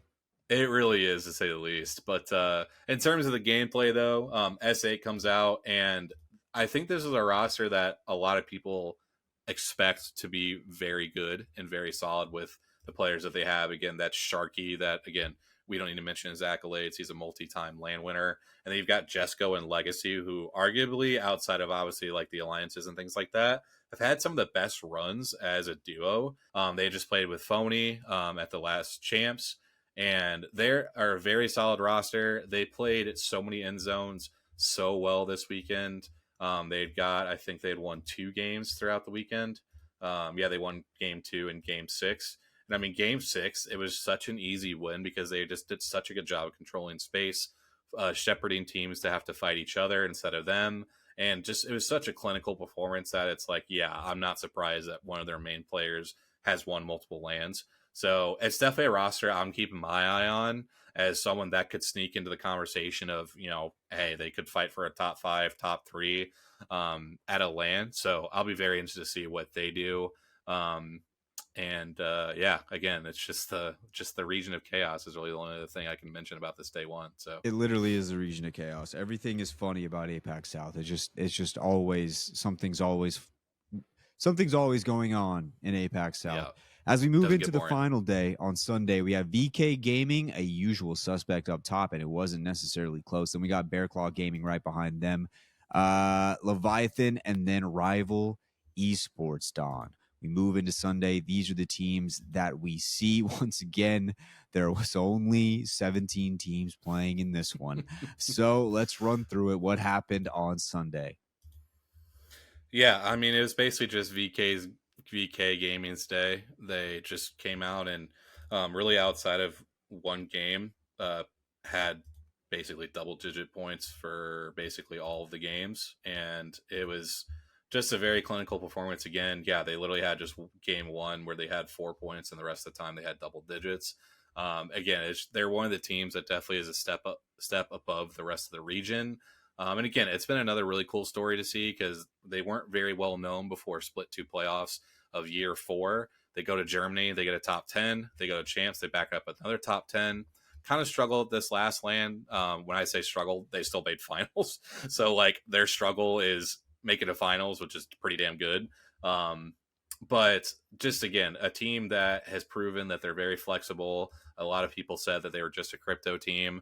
Crypto gets banned game 1, and they still go on and drop a bunch of nukes. I mean, literally their worst game was when they were running crypto. Mhm. So I mean, they didn't even run crypto actually when I look at it now. So they've well moved past being a one trick with crypto. So I think it's a very impressive to see. They're taking advantage of the Sparrow, which I think is something that's probably provided them a little bit more flexibility in terms of, being truly together in a 3v3 fight, which is maybe why we're kind of seeing them pop off a little bit more kills because they don't have to take as many fights as like a 2v3 like you do with crypto sometimes. It's more of a true 3v3 now that you have Sparrow, and especially with how good his ult is. So it's just, again, a very clinical performance overall from them. Things that I'm personally a big fan of this roster. And it's just another top performance that I believe put them first overall in the region. So it is. Again, just another name. I think the 2 teams really that you're looking at from this region is VK Gaming and S8. I will throw obviously Wxltzy in there. We'll get to them here in a second. Yeah, but, I was going to bring this up. Mm-hmm. Yeah, but go ahead. No, I was just going to say, like, it is funny looking at VK Gaming. They have they're kind of really the only solidified team, I think. You could make the case for S8 and Genji. Once again, I screw up a team name. I called them Soul Esports. But those, like, maybe you could say those top 3 teams. But when you look at VK Gaming, you have 25, 1, 25, 21, 25. So it's just an interesting little lineup there. But, I mean, they've won 3 of the days. Yeah, it's super impressive. Again, they've shown the consistency across multiple match days. And when you really think about the teams that kind of stack and like, who's probably going to be our top 10 at LANs, it's hard to not at least keep them in mind because of how consistent they've been. I know a lot of people have talked APAC South down as a region, but I really do think outside of like the craziness, maybe at the bottom of the leaderboard, there's definitely a few teams that typically produce really good results at LAN. And we saw even at this past LAN, I believe they had the second most teams in the final, if I remember that correctly, in terms of just like from a certain region. So they, I think, are definitely on the come up when it comes to talent. And it is, it's just always fun to see different storylines come from around the world. Now, when we move into the overall standings here and we look through the list, last week I mentioned Wxltzy Esports, which is a Premier League team. I didn't even realize this till I went through and looked, but Wxltzy is also a soccer team from the Saudi League. So that is the roster that they have over there. I found that out just from scrolling, looking around, and seeing that logo pop up. And I'm like, I've seen that logo before. Now, Dawn, they are interesting here because, like you mentioned, they had a very good open in New Orleans, but yet you look at them on the leaderboard here and they're sitting at 20th. And this is a very talented roster. What is the problem right now with Wxltzy?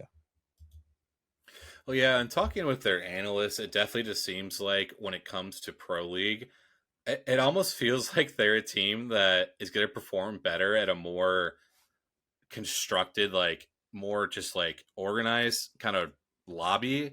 Whereas like the lobby, like these lobbies in APAC South, again, like it just, you see some of the craziest things I've seen when it comes to like teams fighting in certain spots at certain times. And the gameplay has definitely gotten better over the years, but I just do think that like they just might be a team where I thought, when they step up to the quality of like LANs and things like that, it just, I mean, we've seen Strafe and Flame teams in the past getting top 5s at LAN, making finals at LAN. I know he's kind of struggled the last couple LANs that he's been at, but I mean, there's definitely just so much talent within that roster with him and Pricey and Player K that it could just also be they're trying to figure some stuff out before they go to the next LAN, right? Because they're in the case, which is just what throws another wrinkle into this freaking region, is that they cannot make regional finals and they are still going to EWC no matter what. Yeah. So that's got to play a factor, I think, a little bit too. Yeah. Yeah, it definitely could, to say the least. I know, like I said, Panda, who's the analyst and manager for them, is not happy where they're at, and I know they had quite the team talk. I think the Monday after. I remember I was watching B-Rad stream, and he had mentioned, "Oh yeah, like you boys probably like hope that you guys would have played a double block after you played so bad." And Panda goes, "Hell no, we did not want to play another set after the way we just played." So I think they definitely will take advantage of the week. And again, they're in a position where they do get the double block this last weekend. So obviously we see them in 20th right now, but they are very easily a team that could pop up and do winning a match day, getting a top 3, and all of a sudden, they're up in 10th place or something like that. But again, it's gonna be very interesting to see how this last weekend goes. That's the big thing I want to make sure we mention, is that this is the last weekend of the regular season before we go to regional finals. So after this weekend, we will know our 20 teams from each region that go to their individual regional finals. And then the following weekend on the 15th and the 14th of June is when all those regional finals will be played out. So we're going to find out very soon here who our EWC teams are. And with APAC South, again, you've got Wxltzy taking up that one spot. There's potentially only 7 spots based off of points. And again, if you get a random regional finals winner that's outside that top 7, only 6 teams are going to qualify based on points. So there's so many variables that are going on in this region. It's going to be a very fascinating thing to see. And the fun part is they're going to be the first region, I think, that plays the regional final. Mm-hmm. So it's going to kick off that regional final weekend in a crazy way. So I'm excited to watch. All right. Well, ladies and gents, that should just about wrap it up for our regional recap, going over all of the regions in ALGS, like Don said, the last weekend before we find out who's going on this regional final. Ladies and gents, we are going to move forward with the heart-to-heart and then send you guys on the rest of your week. Let's get it.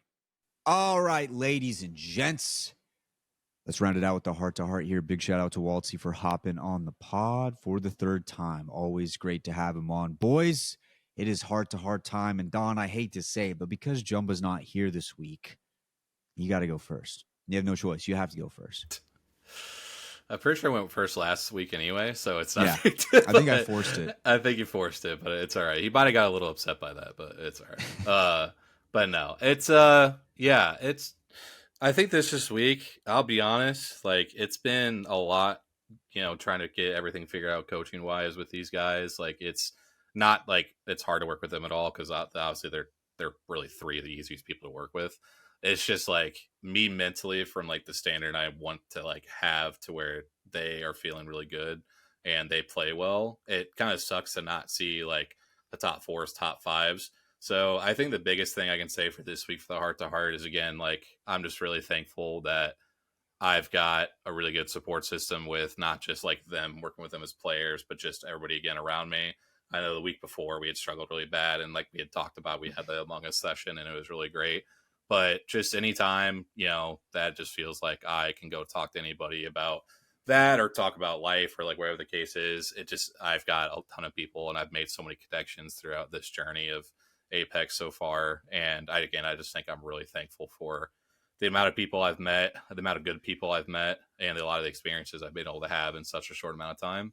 And I'm just really excited to kind of keep the grind going, especially with this double block this weekend. Definitely a lot to prepare for, but again, I know there's a lot of people that I can go talk to. I mean, there's even people, the analyst for Wxltzy, who is the Strafing Flames team. I've gotten to know him from LAN and stuff like that, and we've been talking a bunch of stuff about here's some strats you could use, or here's this, or here's that. So just to have even people like that you see maybe once or twice a year to LAN, and they're willing to, put in some time to help you out, even though you're not even, working together on the same team. I'm in a very fortunate spot that I've met a lot of really good people. So I think this week is just being very thankful for the people I've got in my life. So. Hell yeah, baby. Hell yeah. E, do you want to go or do you want me to go? I'll rip what I said last week, since that didn't end up getting put out there, and it's just gonna be just consistency. Yeah. Over the course of my streaming and content career, there's been a lot of hills and valleys, and typically when I end up in a little bit of a valley, it's because I stopped being as consistent as I once was. And even recently I've been I took some days off for different holidays and then some family time, but I'm like beyond certain that as long as I continue to show up and be consistent and put in that hard work over a long enough time frame, that all of the success that I could imagine is going to be coming to me, and that I just need to keep on showing up and putting in the work, and then one day it'll all be right in front of me. And I'm just incredibly grateful that I'm in an environment where I have the ability to really like do that and focus on that. And then I'll also just throw in that I'm just incredibly grateful for my family, just the fact that I have like an amazing wife and like my amazing little man that I get to spend time with and just see him grow and develop. And that is like definitely like one of the key motivators for me to like be as consistent as I know I need to, so that I can give them the best life possible. And I'm just grateful for them and for the work that I get to do, because like when I'm at work for most of the time, right, because we all have our bad days regardless of what we're doing, like I'm genuinely thankful to be able to do what I do. And then when I'm not doing this, I get to be spending time with them, which I'm incredibly grateful. And so it's just a lot of gratitude. And so mix a whole lot of those into one. Hell And yeah. we'll call that the heart to heart. We love it. We love it. My heart to heart this week is actually a little bit of a plug. So last night, well, actually, on the other pod, the Grab My Banner pod with all the boys, we started a brand new season of something called Rivals, Deathmatch Rivals. And it's where we have 2v2s. We got 4 teams of 2 players, and we just do team deathmatch against each other. And we came up with the idea in New Orleans, and we wanted to try it out. And we just finished week 2. And it was actually, I think Jay and Jumba, they did a stream from the Grab My Banner pod Twitch. We had like 42 people in there watching us play 2v2 team death matches. Part of it has to be because they're watching us play like shit. And bad plays from some of the boys here. I mean, anytime you have Brian in a game. But True. there's a lot of there was a lot of fun moments. Last night, me and Don went head to head. It was me and my boy Troy were the Red Caboose Silver Dollar Pancakes, and then we played Don and Chris, who is Don's Big Swingers. And Don and Chris came out on top, man. They came out on top, but it was a crazy game. And I just got to say, man, I'm super excited about this league. Hopefully, we can get a few more teams in there from. If we can get Jay to come out of retirement, maybe we get Jumba in there. Enoch might be too above the threshold of there's no of ability. Might. He would it's 100%. he would have to way play too solo. good for us. He would have to play solo, and we still might lose. We would lose. Yeah. So no, it's been really fun. We had a great time. Jay and Jumbo were broadcasting it like it was the ALGS, and it was a good time. Now my teammate Troy, he maybe has 50 hours on Apex Legends, so I knew when I drafted him that it was going to be an uphill battle. And in our first ever set, we got 17 kills as a team. I had 0 assists. If that paints a picture for you. So it's a race to 20, by the way. So it's to 20. Yeah. So we had lost all 3 sets last week. Tough week for the boys. Troy didn't get any kills in the first set, but he's getting better each and every week. And we took our first set against Dawn and Chris. And Troy, he popped off. He had 7 kills in that one. So, we're getting better. Go Cakes. And I'm just really excited about this league because it's fun. Like, we're having a great time. I think Jay stayed up till 1 a.m. VOD reviewing all of our games to us to tell us what we did wrong, what we could do better as teams moving forward. So next week I got a big game against Epic Balls, and that's my boy Kyle's team with Historian Nate. So we got a big game coming up. But if you guys are if you guys want to see high tier gameplay, and you clearly do because you're listening to an Apex competitive podcast, why don't you hop on over to that? Because you're going to see some real competitive gameplay. You're gonna see some top notch Apex Legends gameplay over there at the 2v2s. But yeah, it was a fun time. Don. Yeah, I was just gonna say, I was kind of against us changing the format because I didn't think we necessarily needed to, but with it being Wyatt and his, and Kyle and your guys' podcast, I definitely didn't want to be one of the few that got in the way of trying something new. And I will say, if there's anything I guess I can include in a heart to heart is trying things that are new almost always will be positive in some sort of way. And I really think like this has just been a really fun time. And again, like how this has turned into like a mini ALGS broadcast, I have no freaking clue. Like we got the observer POVs, we got them commenting play by play. Like it's pretty entertaining, and I mean, it's been a ton of fun so far. And I keep telling Chris, like, no matter what happens, bro, like we're gonna have a good time. Like even if we lose 3-0 or win 3-0, like it's definitely been it's definitely been a lot of fun. And I still need to work on not calling my friends pieces of shit when they kill me, because Wyatt R9 the fuck out of my skull about 25 times in that matchup. But no, it's I mean, apparently I found some sort of form in this fucking format, because I'm top 3 in kills, which I was not ever that good at ever before. So I think what this has shown is like, Dawn, I think me and you, because we're balling out, at least me and you, like just in our own lane, because my team's 0-2 right now. You're 2-0, but like we are very good at just pure 1v1s. We need to get way better when it's like 3 versus 3. That's so our much problem. Better.